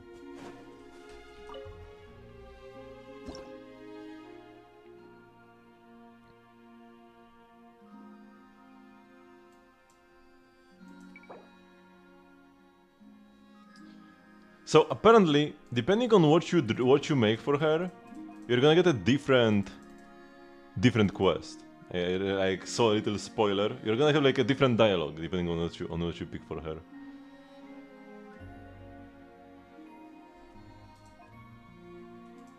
And apparently, if you do coffee, you get some dialogue about Sandrone, which seems cool. But if I was here, if I didn't see the spoiler, I would have not picked coffee. I would have picked something different. Juice or tea?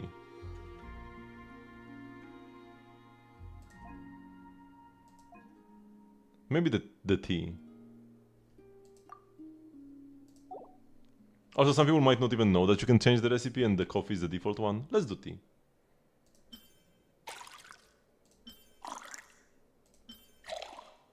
He just mint is also just like he pours mint from a cup. What?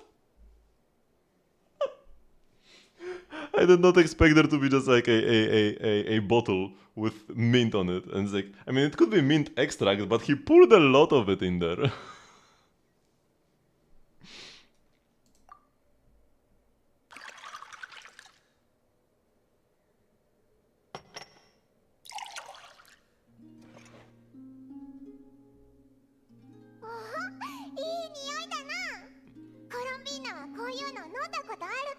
Definitely not.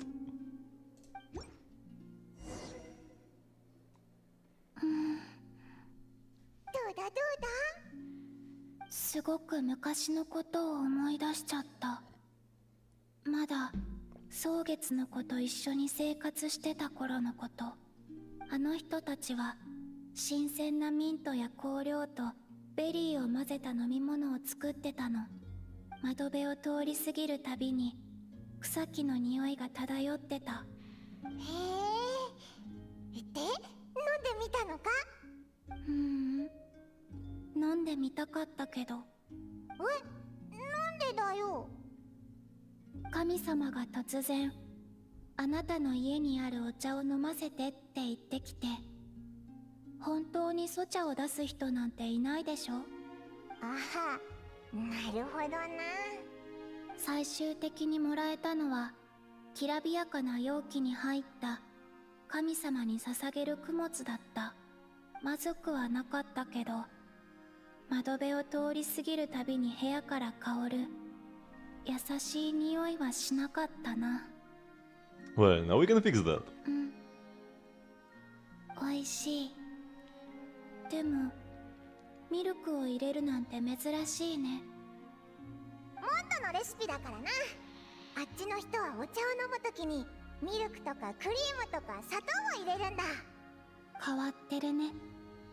でも美味しい。気に入ってくれたみたいでよかったぜ。ありがとう。昔の記憶を呼び起こしてくれるのは月の光だけじゃないんだね。Can I be on Genshin?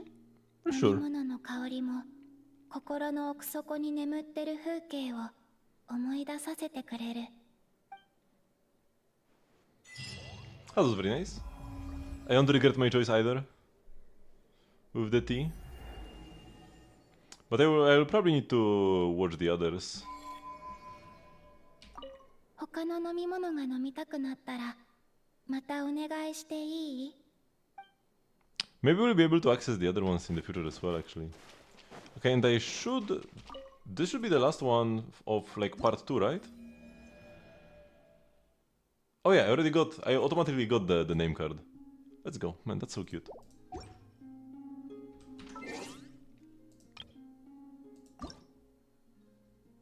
It's right here. Do we change to it? I have name cards that I paid for though. I think I will keep this. It's more rare.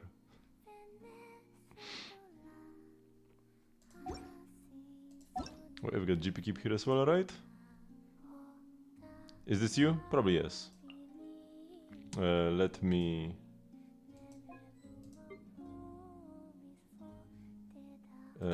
give you a nickname so that I know who you are. Because I will not remember a random AR-16 person otherwise. There are some people for whom I didn't give nicknames, and then they change their name to something, and then I'm like, who is this person? Like, who is Donut? I actually know who Iris is. But like, Shira? Jake? Sage? Oh, no, I think I know Sage. Is Praylon? Reaper? DJ? Like, I don't know these people.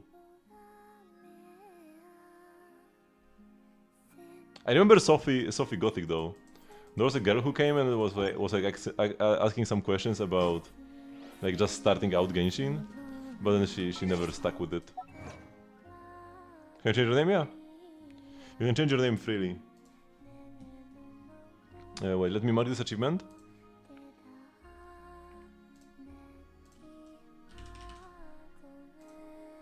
Now I only have 5 achievements left. Oops. 3 are impossible. And then 2 are 800 ley lines and then TCG.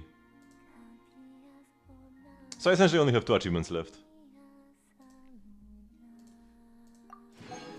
But yeah, you just go here and edit nickname, right? I have never changed my name though, so I will keep it like that.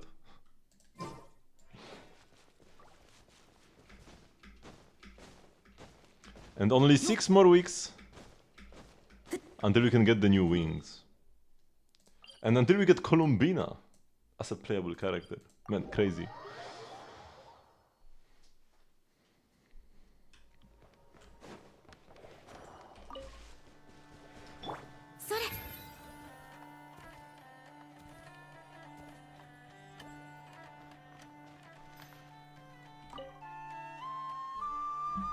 Hello, is anybody there?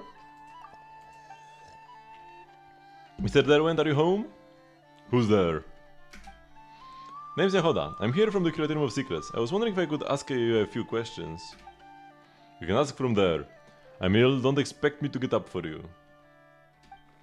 How strange. The Conjugant kids said Mr. Derwent taught them how to read. They said he always spoke softly. His voice is hoarse, but he doesn't sound ill. It sounds like his voice is naturally rough. Are you alright? If it's serious, I could help you find a doctor. No need, I'll be right in a bit. Alright, in that case, you should head to Nasha Town when you're better. Your friends have been worried about you. Why is he not saying anything? I can hear someone walking around in there, but the footsteps are heavy. Have you not been outside much recently? I've been cultivating myself. Yeah, word on the street is that you've recently had a bit of a makeover. Someone was saying they couldn't believe how strong you look. They said you used to look so thin when you were wearing robes. And a mask to block out Kuvaki. Is that the latest fashion? It's to block out the noise. So you can better cultivate yourself? Anyway, there was a merchant who came to visit you not long ago. Do you know where he went? No idea. Alright then, sorry to bother you. I'm not sure why, but I feel it in my bones. This is getting dangerous. They weren't wrong. This seems like a completely different guy. I can't go back to Boston having only learned so little. I'd better stay close and investigate the surrounding area.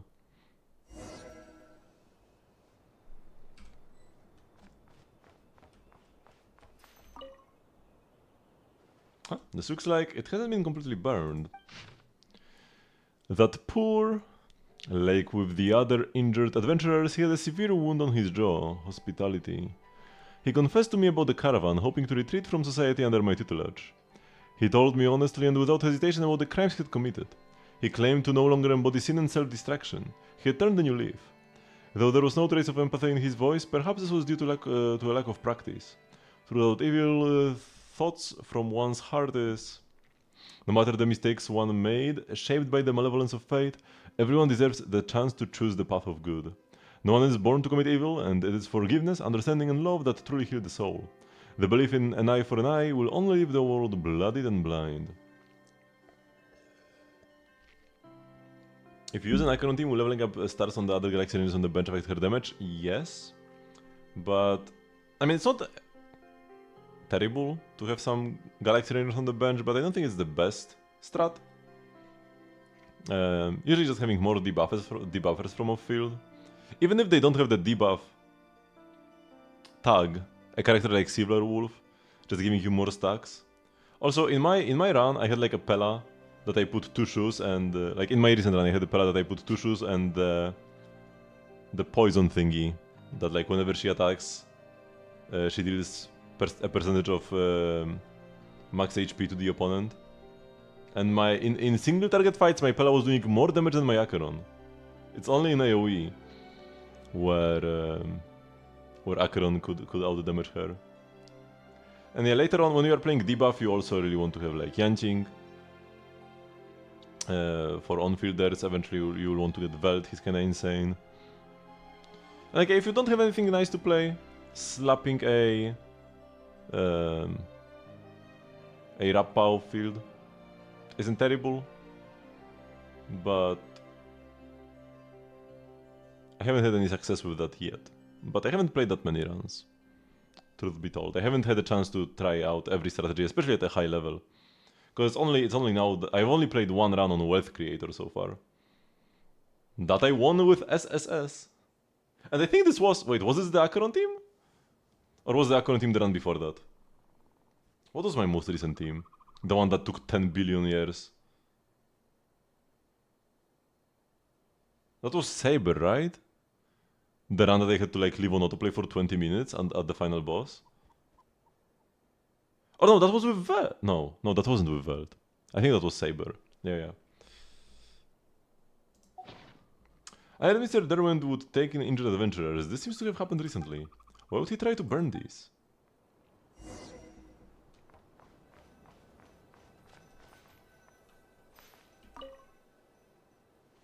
I can't hear anything. Is he resting or...?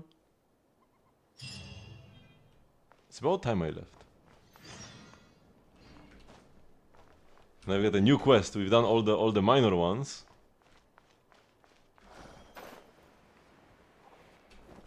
And now it is time.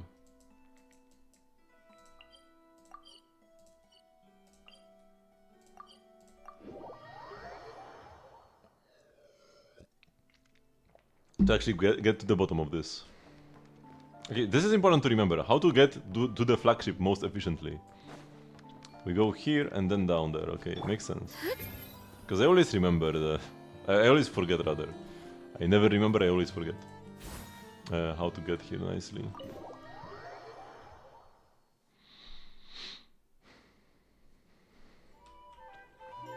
Oh, hello. How the end never. One thing I want to do while I'm here. I don't think this intel will do anything for me, but might as well. Employee of the Kubaki Experimental Design Bureau, responsible for recruitment, seems to have limited clearance, not much useful intel can be extracted, seems to have received missions directly assigned by the Tsaritsa office in Znaya. Ooh. Direct orders from the big boss. Neferendi Yahoda, what are you two doing here? Working, of course. We finally found a lead on our unresolved bounty. Yahoda tells you all about the bounty target, Hark the Crackjaw, as well as all the info the Curatorium of Secret has been able to collect.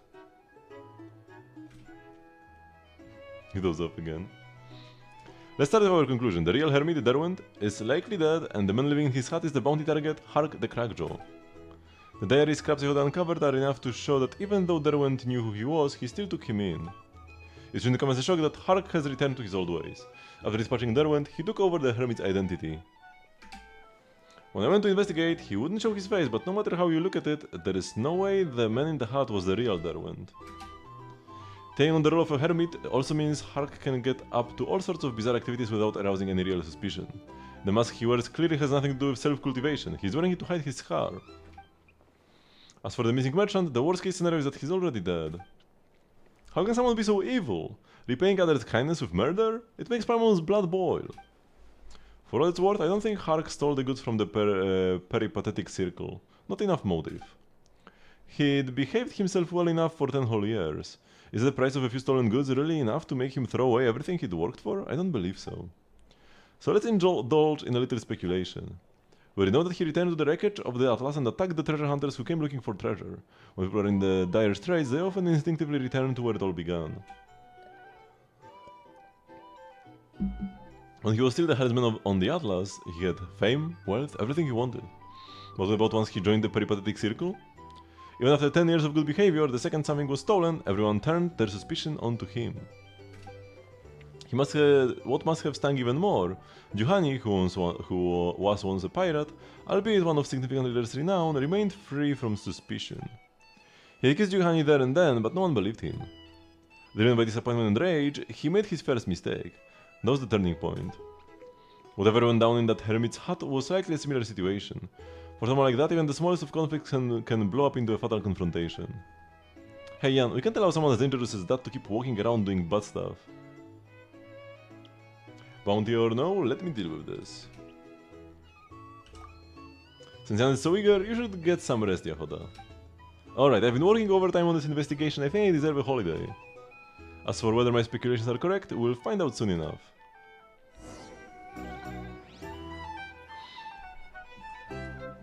Let's go.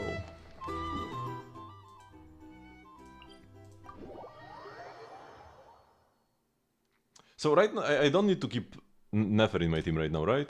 This is already like a regular quest.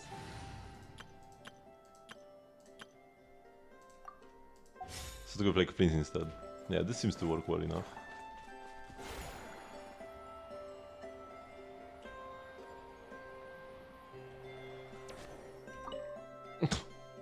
Nice cultivation mask. I have not done anything to any of you. It sounds like you already know why we are here. All that stuff's in the past. I just want to live a peaceful life. A life made from stealing someone else's place? First Juhani, but that didn't work, so now there went. Poor performances never fool the audience for long. There won't be any more victims. Juhani? You are saying I took his place? It was never his to take. Everything he had, he got by looking nicer, talking nicer. We were the same, everything he took, it belonged to me. And what about Mr. Darwin and the merchant? What did they do to you? They asked questions they shouldn't have asked, just like you. So die!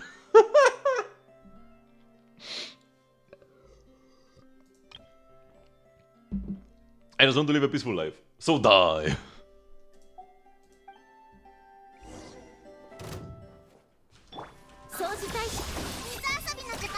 You can make this stuff up. Whoa, never is in my team. Whoa, he juked my bird. You give a 1066? Yeah, that's very fine. The burst you actively do not want to cast, in difficult fights especially. Because like, in fights where DPS matters, ult is a damage loss always, so it's just like dodge better. And if you just use it for the healing in like more casual content, you don't really lose out much on the damage, and the skill is also almost entirely irrelevant. Probably not even gonna save you a second in Stygian. As expected, just another pathetic soul who can't stop repeating the same mistakes. I have to say I'm a little disappointed. He stopped himself from doing wrong for so many years, but in the end, does that mean bad people can't mend their ways? He made some poor decisions. Every decision was his to make. Even just now, he could have chosen to admit his mistakes, but he chose violence instead. Did we kill him? Where is he?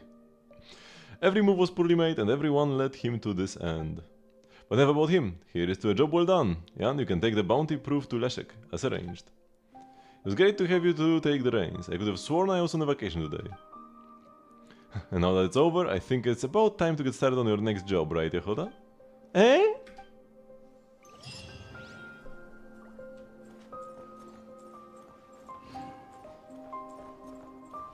21k Mora. Yeah, this was not like slightly disappointing, this was incredibly disappointing, to be honest.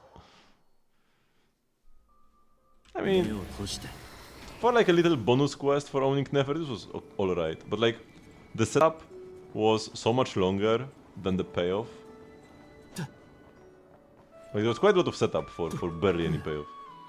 Is Nefer's burst worth casting? Yes, because the burst is what you need to activate the EM buff she has for herself and your own fielder. So it's quite a big deal. Although I mean, I found the most success in Stygian playing like some ER but not too much. Because if I wanted to burst every rotation, I would need like probably like 30 more ER, maybe 40 more ER. But when I sacrificed more crit for more if I sacrificed crit for more ER, I ended up with worse results. The personal damage loss was too big, especially because my Inefa is C1R1, while my Flins is C0 with Staff of Scarlet Suns. So my Inefa's damage contribution is bigger than your average Inefas. So yeah, having like enough ER to burst like every other rotation on average, sometimes every third, ended up being the better play for my team specifically. But the burst is important, and I did get some extra ER compared to what I had at the start, and it did help. Also, just putting Aino on Fav so that the entire team gets more particles, that was like a huge deal. Enormous deal. I had the event weapon before, and I still feel like the event weapon is fairly nice. If you are doing some lower difficulty content, just having infinite energy on Aino and some extra EM, not bad.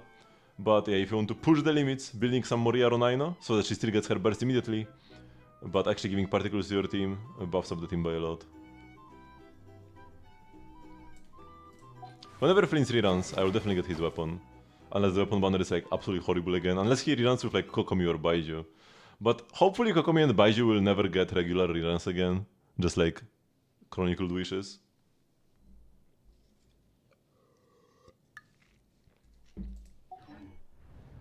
So let me go to Leszek.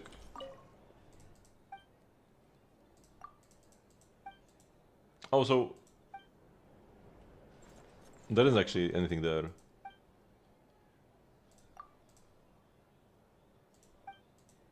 Bountiful Fleet. The target has been utilized. Please contact the creator of secrets for more details.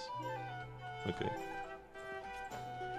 Nefarian next patch? Seems a bit early, but not impossible. We have had some early reruns before. Child probably being the king of early reruns. Where he came out in 1.1 and got rerun by 1.4. That was a different time though.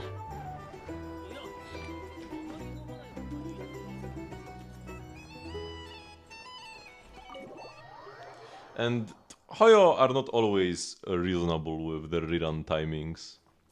Stuff like Shenhe being put in a prison for like over a year for really no good reason.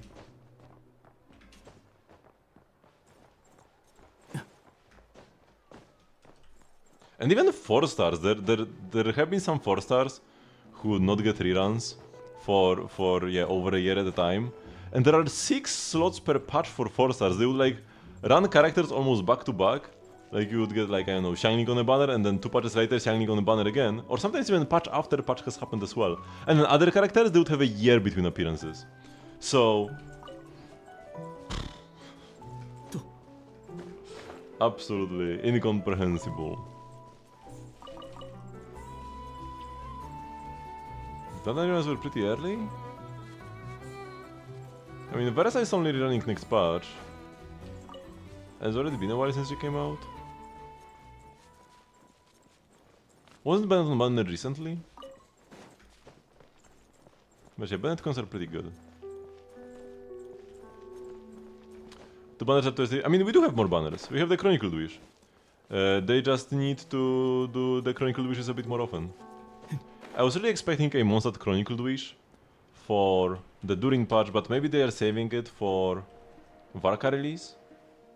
Or Dorman Port release, when the new Mondstadt area comes out. Maybe could be one of those. So yeah, like there is a new banner. People are sometimes like brainstorming, should there be like 3 banners or more characters per banner or something. No, Chronicled Wish, that's the solution, it exists. They just need to run them more often. Although they have been slightly better at it recently. Because it took like almost a year, I think, between the first and second one, but then the third one came pretty quickly.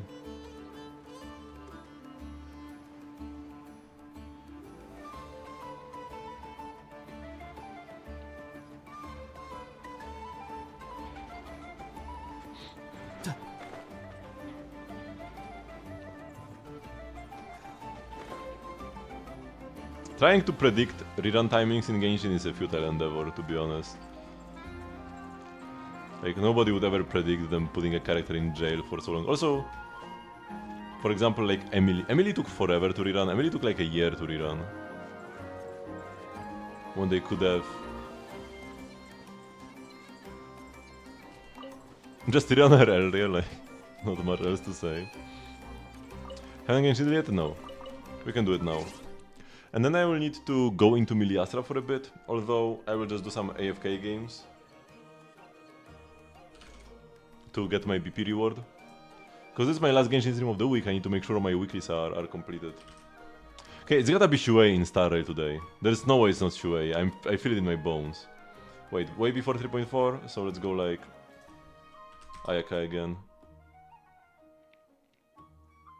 Okay, even further below. I should not go 2.0 actually, I should go like maybe 2.2 and then I will see like 2 down arrows. If it's 1.0, now I don't know if it's 1.0 or 1.5 or whatever. But let's go clean, either way. Oh, it's a catalyst. Boreas. So like our options are like Barbara, Sucrose, Mona. There are multiple Hydra ones, so let's go with a Hydra one first. There's also Lisa. I might lose this, because there are so many options. Mona, Barbara, Lisa, Sucrose. So if I do Mona and it's not Hydra... Do I know any of their boss mats? Do I know a single one of them? The weekly boss mats? Not really, no. But I would assume Lisa is Dvalin, because, like, she's a starter character? Okay, it's Hydra. So it's Barbara. Okay, wait, easy. I don't need to make the 50-50 choice of Sucrose versus Lisa. Let me check Sucrose versus Lisa, by the way. Just for, like, future reference. Sucrose and Lisa. What is Lisa? Here.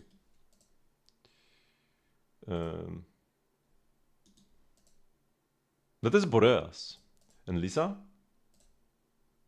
Dvalin. Yeah, so Lisa is Dvalin, as I suspected. If I had to make a guess, I would have chosen Sucrose, because like a starter character should use the first weekly boss, which doesn't really check out. Wait, Dvalin is only used by 4 stars? Wait, is this real? I knew that Razor uses the boss. Man, it's only 4 characters and only 4 stars? That's kinda crazy.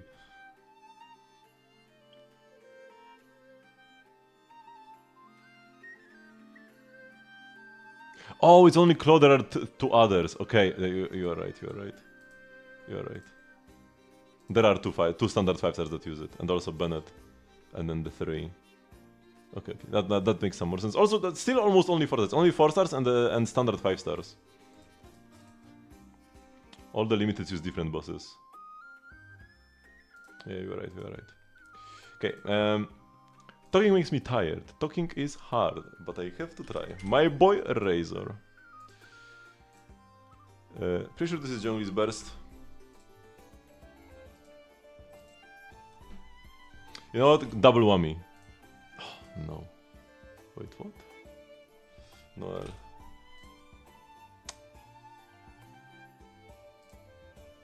It is Shuei. Like, it's not maybe, it is Shuei. No, man. What? What do you mean nothing in common? Jeopard. Oh.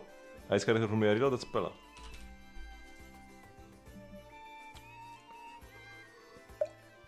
Can't always treat me like a child, but come to think of it, at his age, who isn't a child to him?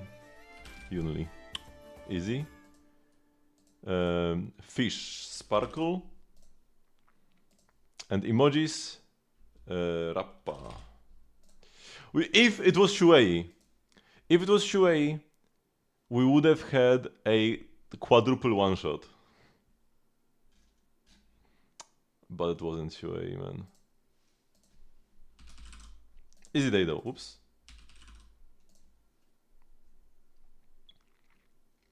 Nothing in common? Do I go Anton still or should I go like Fufu? Let's go Jufufu this time first. Oh, yeah. See? I knew! Because some of my picks for characters that like have nothing in common with Piper are like Anton, and then Nicole, or Fufu.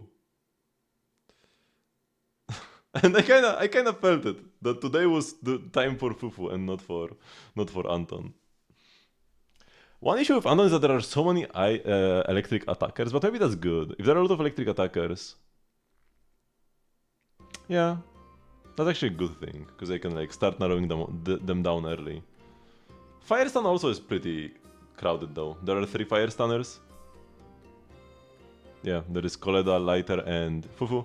For electric attackers, we've got Anton, Anbi, and Seed, and Harumasa, so there are 4. So I feel like Anton is still the better choice. But maybe I should go Seed instead. Because Anton's faction is like how many members? Anton, Ben, Grace, Koleda, that's 4. Right? That's it. And then the military. We've got Sid Orphi, Soldier 11 and Anbi. That's also 4. And I'm not even sure if Anbi counts because her emblem is different. I think I don't know actually. I have no idea if she counts on Genshin Duel. They made it so that Yishuen counts as Ether, even though her attribute is like special Ether. It's Ink.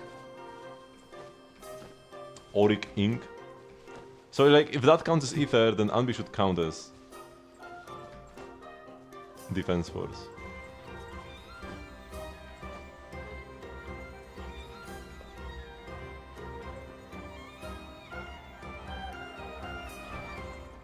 Hello, Unwinkerks? No, I don't really need an editor, no, thank you. Okay. We need to go grind my weeklies in Miliastra. And for that, we go into AFK EXP for fast prog. Best game on Miliastra.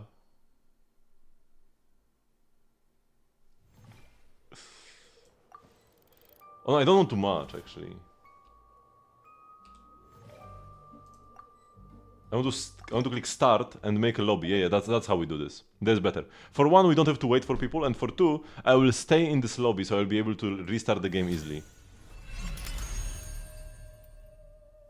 Yeah, someone saying this game saved their marriage. It's always like meme comments like this, especially on a game that has no content, because you will see in a sec what this game is.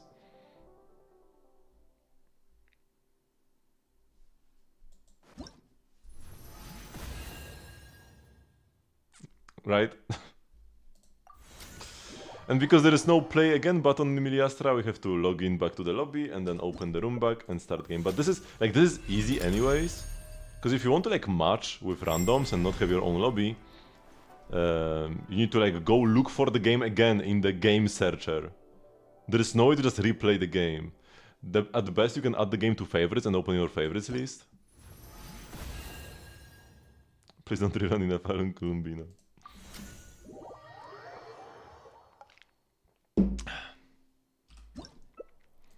I think they could do, is what they did last year, where they put both Mavuika and Citlali on the same half. So they could also do 2 new characters first half. And they could do Columbina and the Lantern Rite 5, the new Lantern Rite 5-star first half. Really? Yeah. Mavuika and Citlali run together on the first half of the banner. The first and only time we got 2 new characters at once like this. And then the second half was 2 reruns. It was like Arlecchino and somebody. And the funniest part, because the way the patch was laid out, yeah, their first banners, they were brand new. The way the patch was laid out, it was like the first half was more focused on the new quest, on the new Archon quest, and the second half was more focused on Lantern Rite. So one like reason why you could like think that they wanted to put both of the new characters first half was to like keep it Natlan only, and then the second half would be Liyue only. But then the 5 stars the rerun were not from Liyue. There might have been a Liyue Chronicled Wish back then, so maybe that's why. But like, it didn't make sense why they would keep like the 5 stars on the second half were not Lantern Rite themed at all. So why do it like this? But you know, they collected whatever data they wanted to collect, because you know, it definitely was a controversial choice even within the company. I'm sure some people in the management or like, you know, the decision makers, I'm sure some of them thought this would be a bad idea, but some of them were like, let's try it anyways. At the end, they won out with the let's try this anyways. And they must have monitored these banners very closely. And like the overall reception. They haven't done it since, but we'll see. If they do it again, that means it went well the first time. But yeah, if they want to do... Because I'm not sure how the timing will turn out, but if they want to keep the patch like first half, not cry, second half, Lantern Ride, then the new Lantern Ride 5-star would definitely make more sense on the second half. Because last year we only got a 4-star, no 5-star. We got Lanyan, but not nobody else. This year we are only getting a 5-star, no 4-star most likely. Or like, there is gonna be a 4-star, but the 4-star is not gonna be Lantern Ride-ish. It's gonna be not Cray-ish.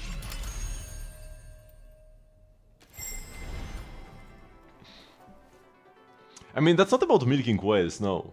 You don't milk whales through banner timings. The whales would have whaled anyways. It's like the dolphins and the low spenders.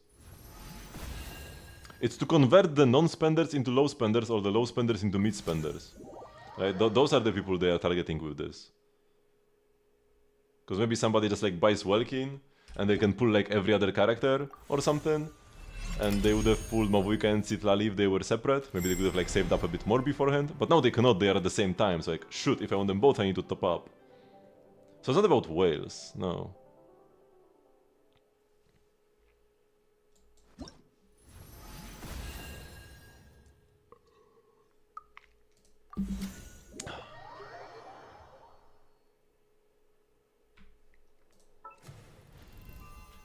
Okay, how much have we done? You need 4 more. I'm getting nothing from this, but I still need the 5 pulls. This is so terrible, by the way. I hate this. I hate this design. I need to remember to log into Miliastra, like, on the weekend, when I will have some time. But tomorrow I should be pretty free. Like, I'm gonna arrive at like 7 PM? Oh wait, I was supposed to check one thing. Like, I'm not sure if my hotel reservation actually went through. I should have like paid more attention before. Because if it didn't go through, then it's kinda probably too late. Oh no, my booking is confirmed. Okay.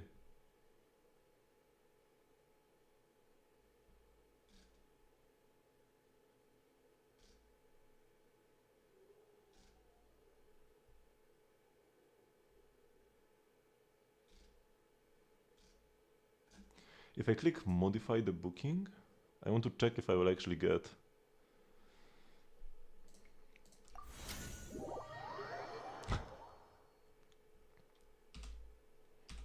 I was supposed to check it before the stream, but instead I was watching some random YouTube video.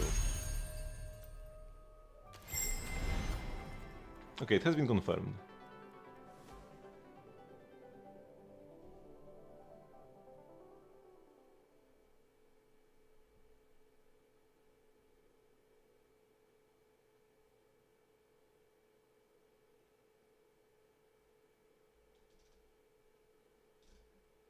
Okay.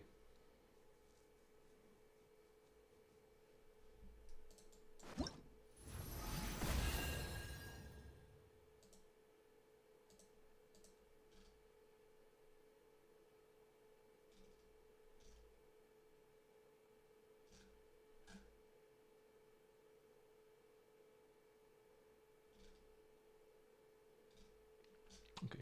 Because there was one hiccup in the reservation process. I used the card that didn't have enough funds, and they were like, please change the card. And I did, but then I got like no follow-up after that. So it's kinda spooked. Like maybe it didn't work after changing the card, but it seems okay. It seems okay.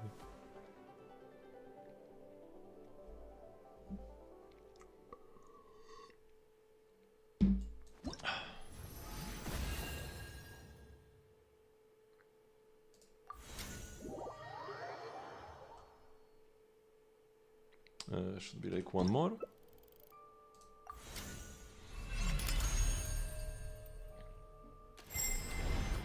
So I got on Kirene. If anything, it would be Kirene. But it was mostly I just...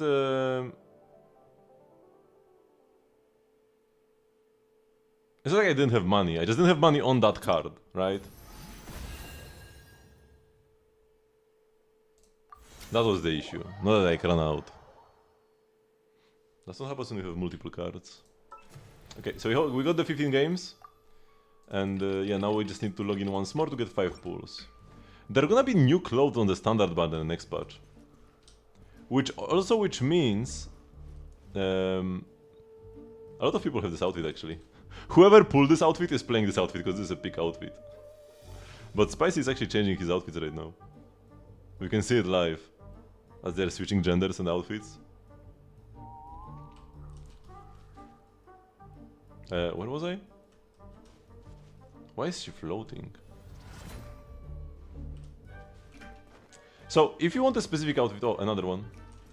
If you want a specific outfit that's available right now on the standard banner, it's actually gonna be harder to get it in the future. Because the standard pool will keep increasing. So yeah.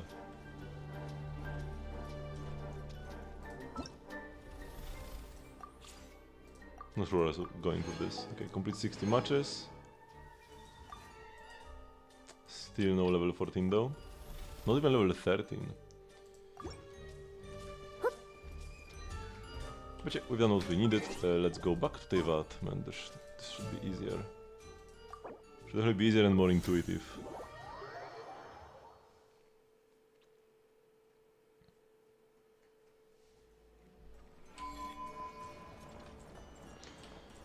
Oh man, the journey. Oh, I also need to charge my ebook reader.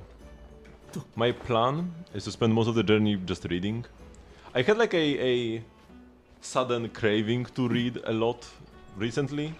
Earlier this year, I had like a big streak when I was reading a lot, and that was lovely.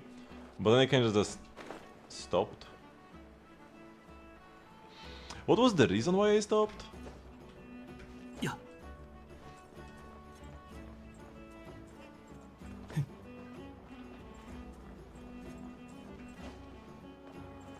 I don't even remember exactly. I remember I was mostly reading at work, so maybe I just like had more work to do. That's why I stopped reading. But yeah, I still have some ebooks that I bought and haven't finished yet. So I will try to continue from there. I think I remember where I left off. I was trying to remember some character names recently. Truly the most important thing. Okay, so since we have some time, let's stand on this bottle and play some more rhythm game. Right? Because I'm pretty sure... Oh yeah, I need to check. Actually, there's one more thing I want to check. But you know what? Let's first do some rhythm gaming, because standing on this bottle is pretty peak.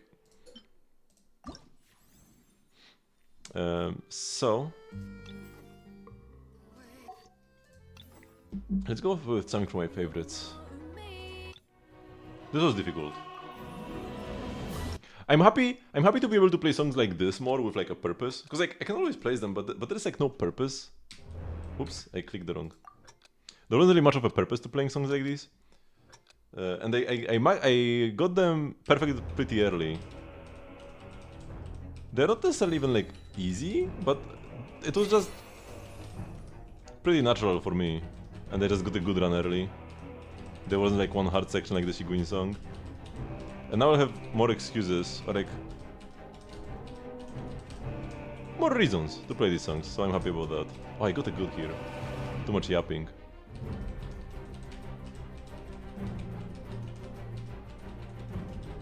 I wonder how it will be to play with the fog. How weird will it feel? Because even if I'm not actively looking at the notes as they are falling, even if I'm looking at the top of the screen right now... Whoops. I still see them in the middle. Also, I'm so unfocused now. I keep clicking the wrong buttons.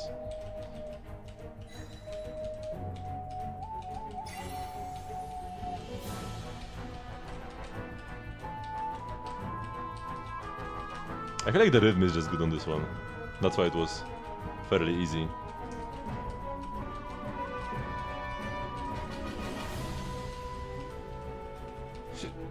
I just listen to the music and just hit everything. But if I'm yapping, I'm not listening, and then I'm missing.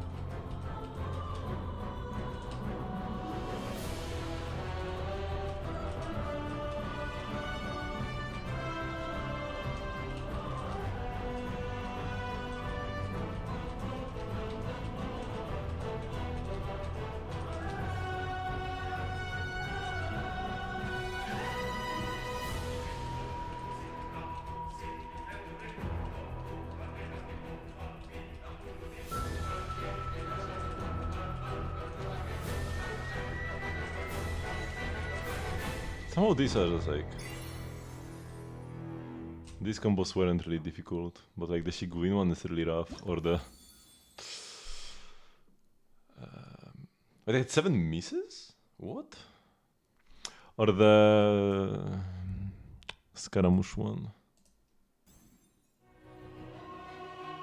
There's a Dika, she had a banger as well. That took me a while to master. I think I just got it by sheer luck eventually. It still got a pretty hard segment. So this one might give me trouble in the new difficulty.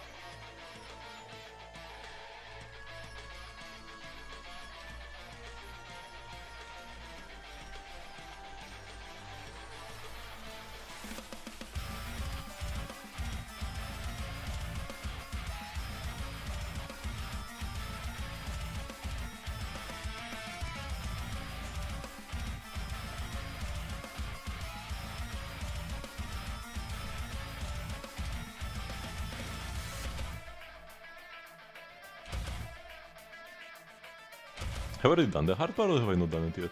I don't remember. I think the hard part was closer to the beginning, no? Have I already got past it?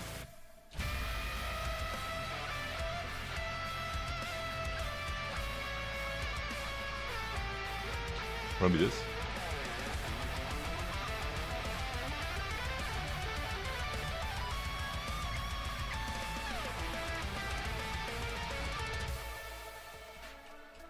I remember this as being harder, to be honest.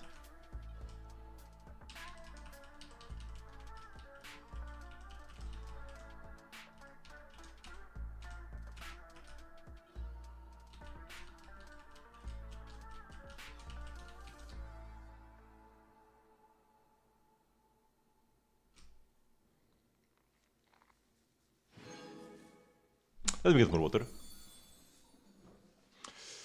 And my hands are so cold, man. One nice thing about my cosplay is actually I will be wearing like fingerless gloves. They're pretty lovely.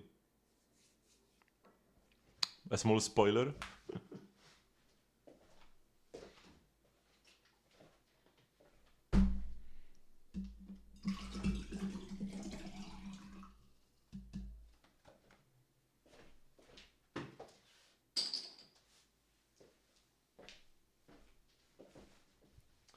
Whenever I'm about to go to a convention, I always like am very hesitant.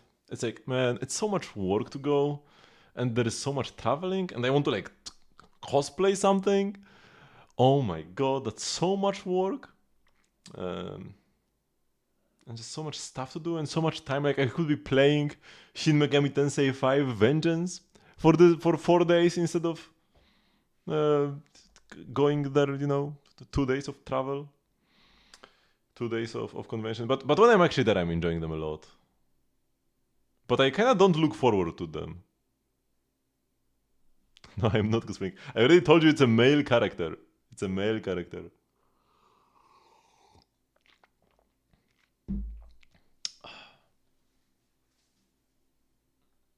A male character from a Hoyo game.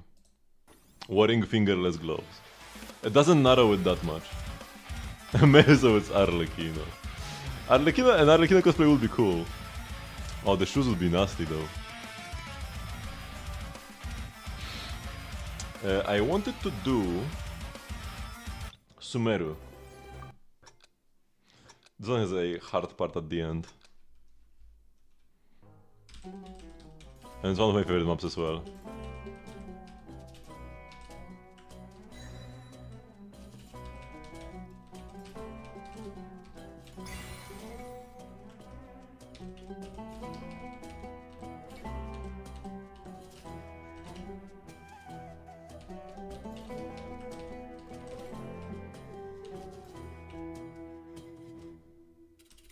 Oh, I need to check the status of one of my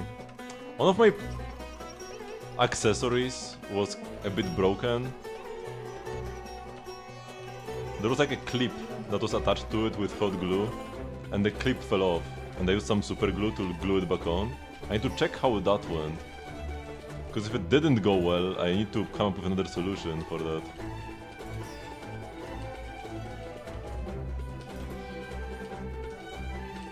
But it's a very important accessory, it's vital to the character.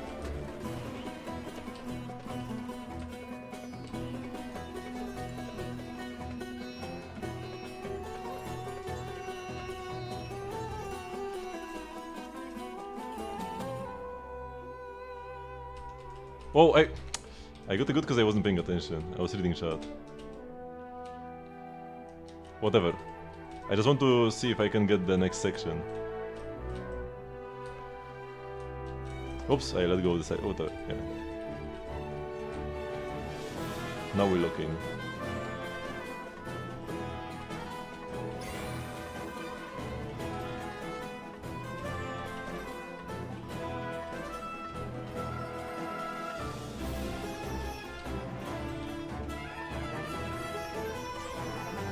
And I think it's gonna be like now, in just a second. This. Here we go, we got it. That was the one section I wanted to try.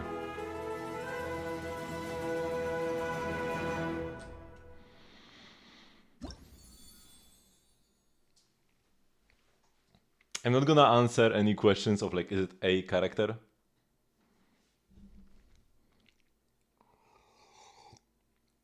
With yes or no?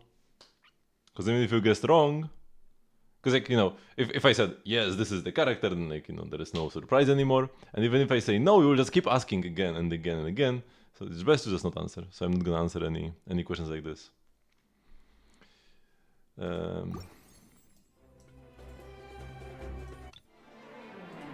I should put a gamba up for that.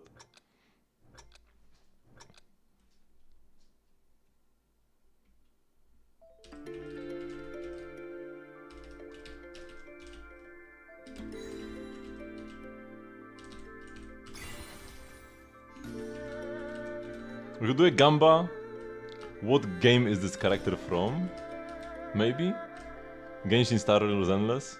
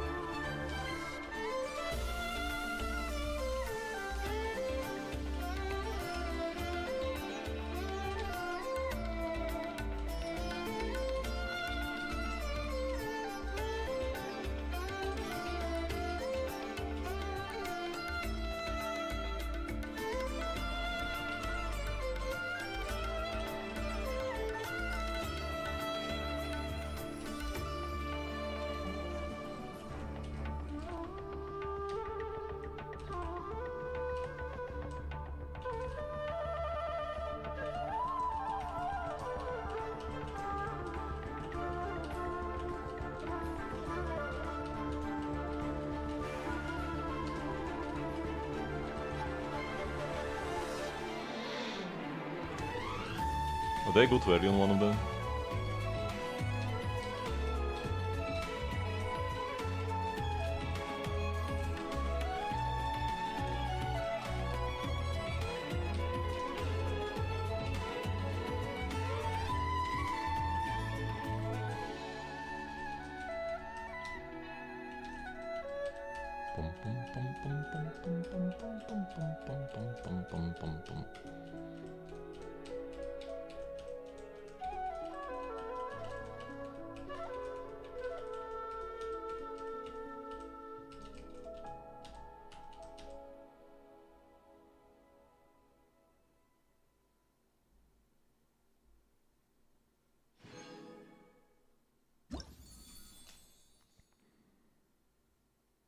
Nvidia Forest. Nvidia Forest.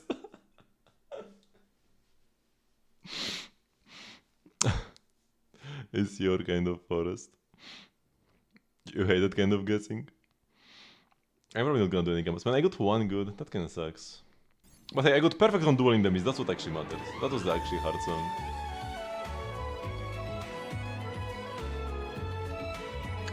Let's do chasing the name. This is gonna be rough.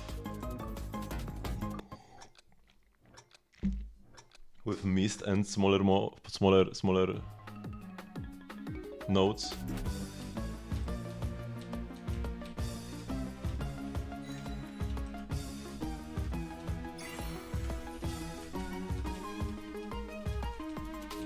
I already got a good man, unlike an easy part.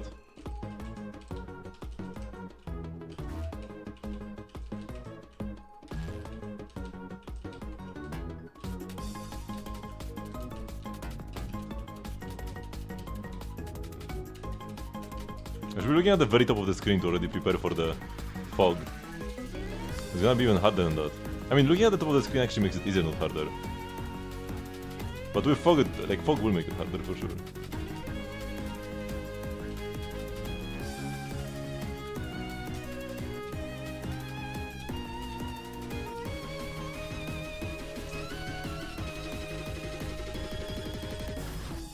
I went way too early here, but it counted as perfect. It will not count as perfect with hard notes, because the window to hit them will be smaller.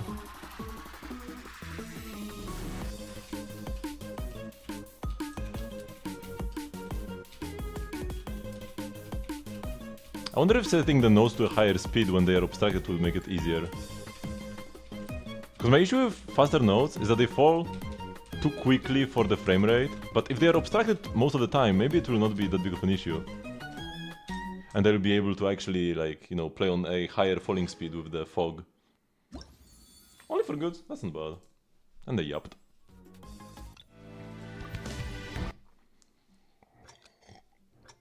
And I can't wait for the new update, it's gonna be so sick.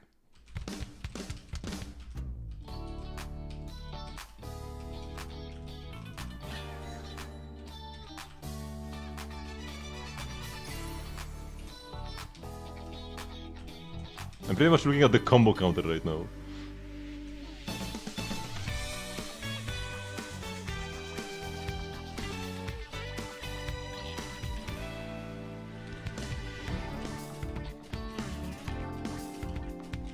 Kinda weird experience.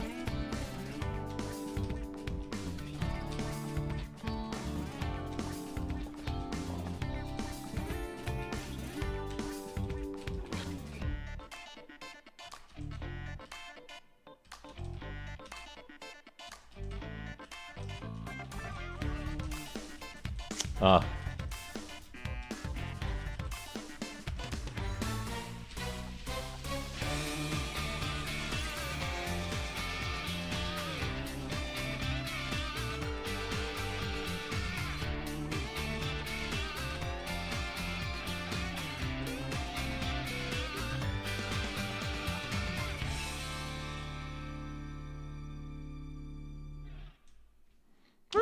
Not bad. One good, one miss. Will the fog be easier or harder than focusing your eyesight on only the combo counter? I'll be able to look slightly lower, because it's not like the fog obstructs everything, it's just in the middle.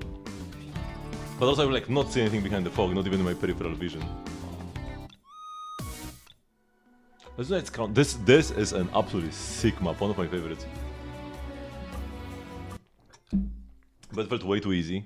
The difficulty might be just right after the new modes. I'm so excited for.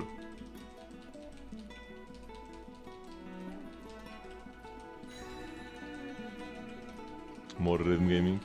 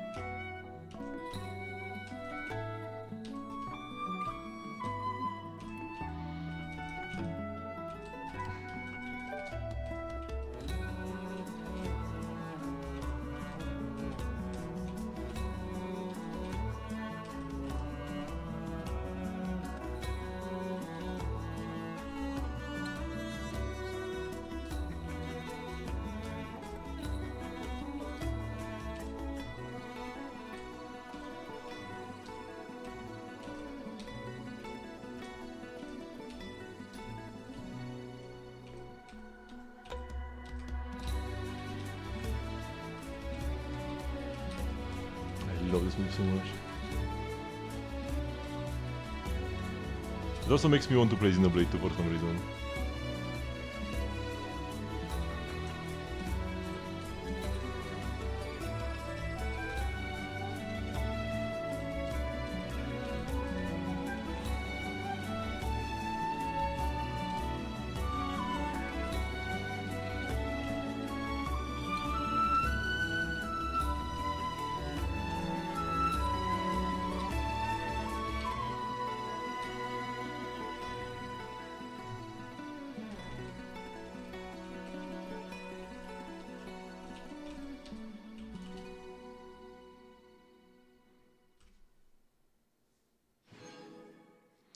Nice performance. Okay, so since there's one more thing I want to check. So now that I'm done with the Never missions, there are like these big two thingies connecting to Nefer and Yahoda. Oh, there is actually one more.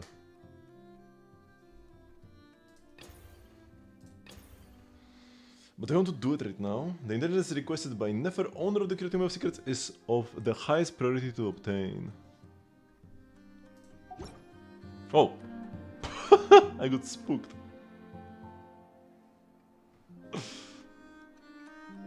And it's voiced? さてどれどれ。へえ、なんて偶然だろうね。この本に書いてある物語はちょうどあのロバになった人だよ。Is that Never? Surely she can be here for a commission. いや、どう考えてもあいつは依頼を受ける側じゃなくて誰かに任せる側だろ。 Yeah, exactly. Maybe I should have her give me some easy ones. お前な、ヤフォダの仕事を奪ってやるなよ。でも、ネフェルのやつ、冒険者協会にどんな依頼を出したんだろう。ちょっと気になるな。Let's ask about it later. Better not bother Never right now. 間違いない。これは確かに私が探してた本だ。さすがは冒険者協会。大したもんだね。こんな昔に失われた物語をよく見つけてくれたよ。それも冒険者たちが頑張ったおかげですよ。探している間は紆余曲折ありましたが、最終的にスネージナヤのある収集家がこの本の写しを持っていることを突き止めまして、砂漠の物語がスネージナヤにまで伝わってるとは面白い。礼を言うよ。約束通りこの本の報酬はきちんと払わせてもらう。それとこの依頼は引き続き公開したままにしてもらえるかい？優先度も高めにしてほしい。必要な費用はすべて私が払う。もちろんです。ネフェルさんとの取引は冒険者協会にとっても光栄な She こと wants で to す get から rid of the copies of the 早 book. 速手配してきますので私はお先に失礼します。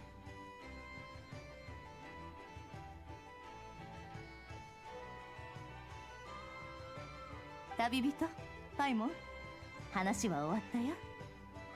好奇心を満たしたいのなら答えてあげよう。 And you were here. Talk about the glide. オイラの声まで聞こえてたのか？さすがネフェルだぞ。 So you're putting a commission? ま、似たようなものだね。でも私と冒険者協会の長期協力って言った方が正しい。さあ、碑文の館でお茶でもしよう。ここは物語を語るのにふさわしくないからね。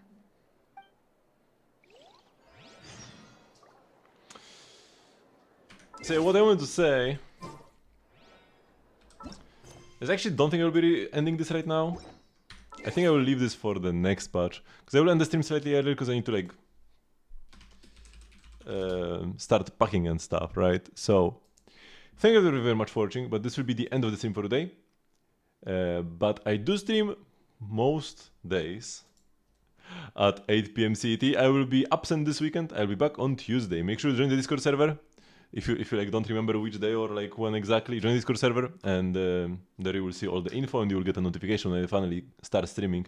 Also, I might post some pics from the convention on the Discord server. So if you want to see those, also make sure to join. And yeah, I will see you all on Tuesday. For probably Tuesday will be Star Rail and then Wednesday will be Durin and we'll be pulling hard on Durin. So yeah, see you next time. Bye bye.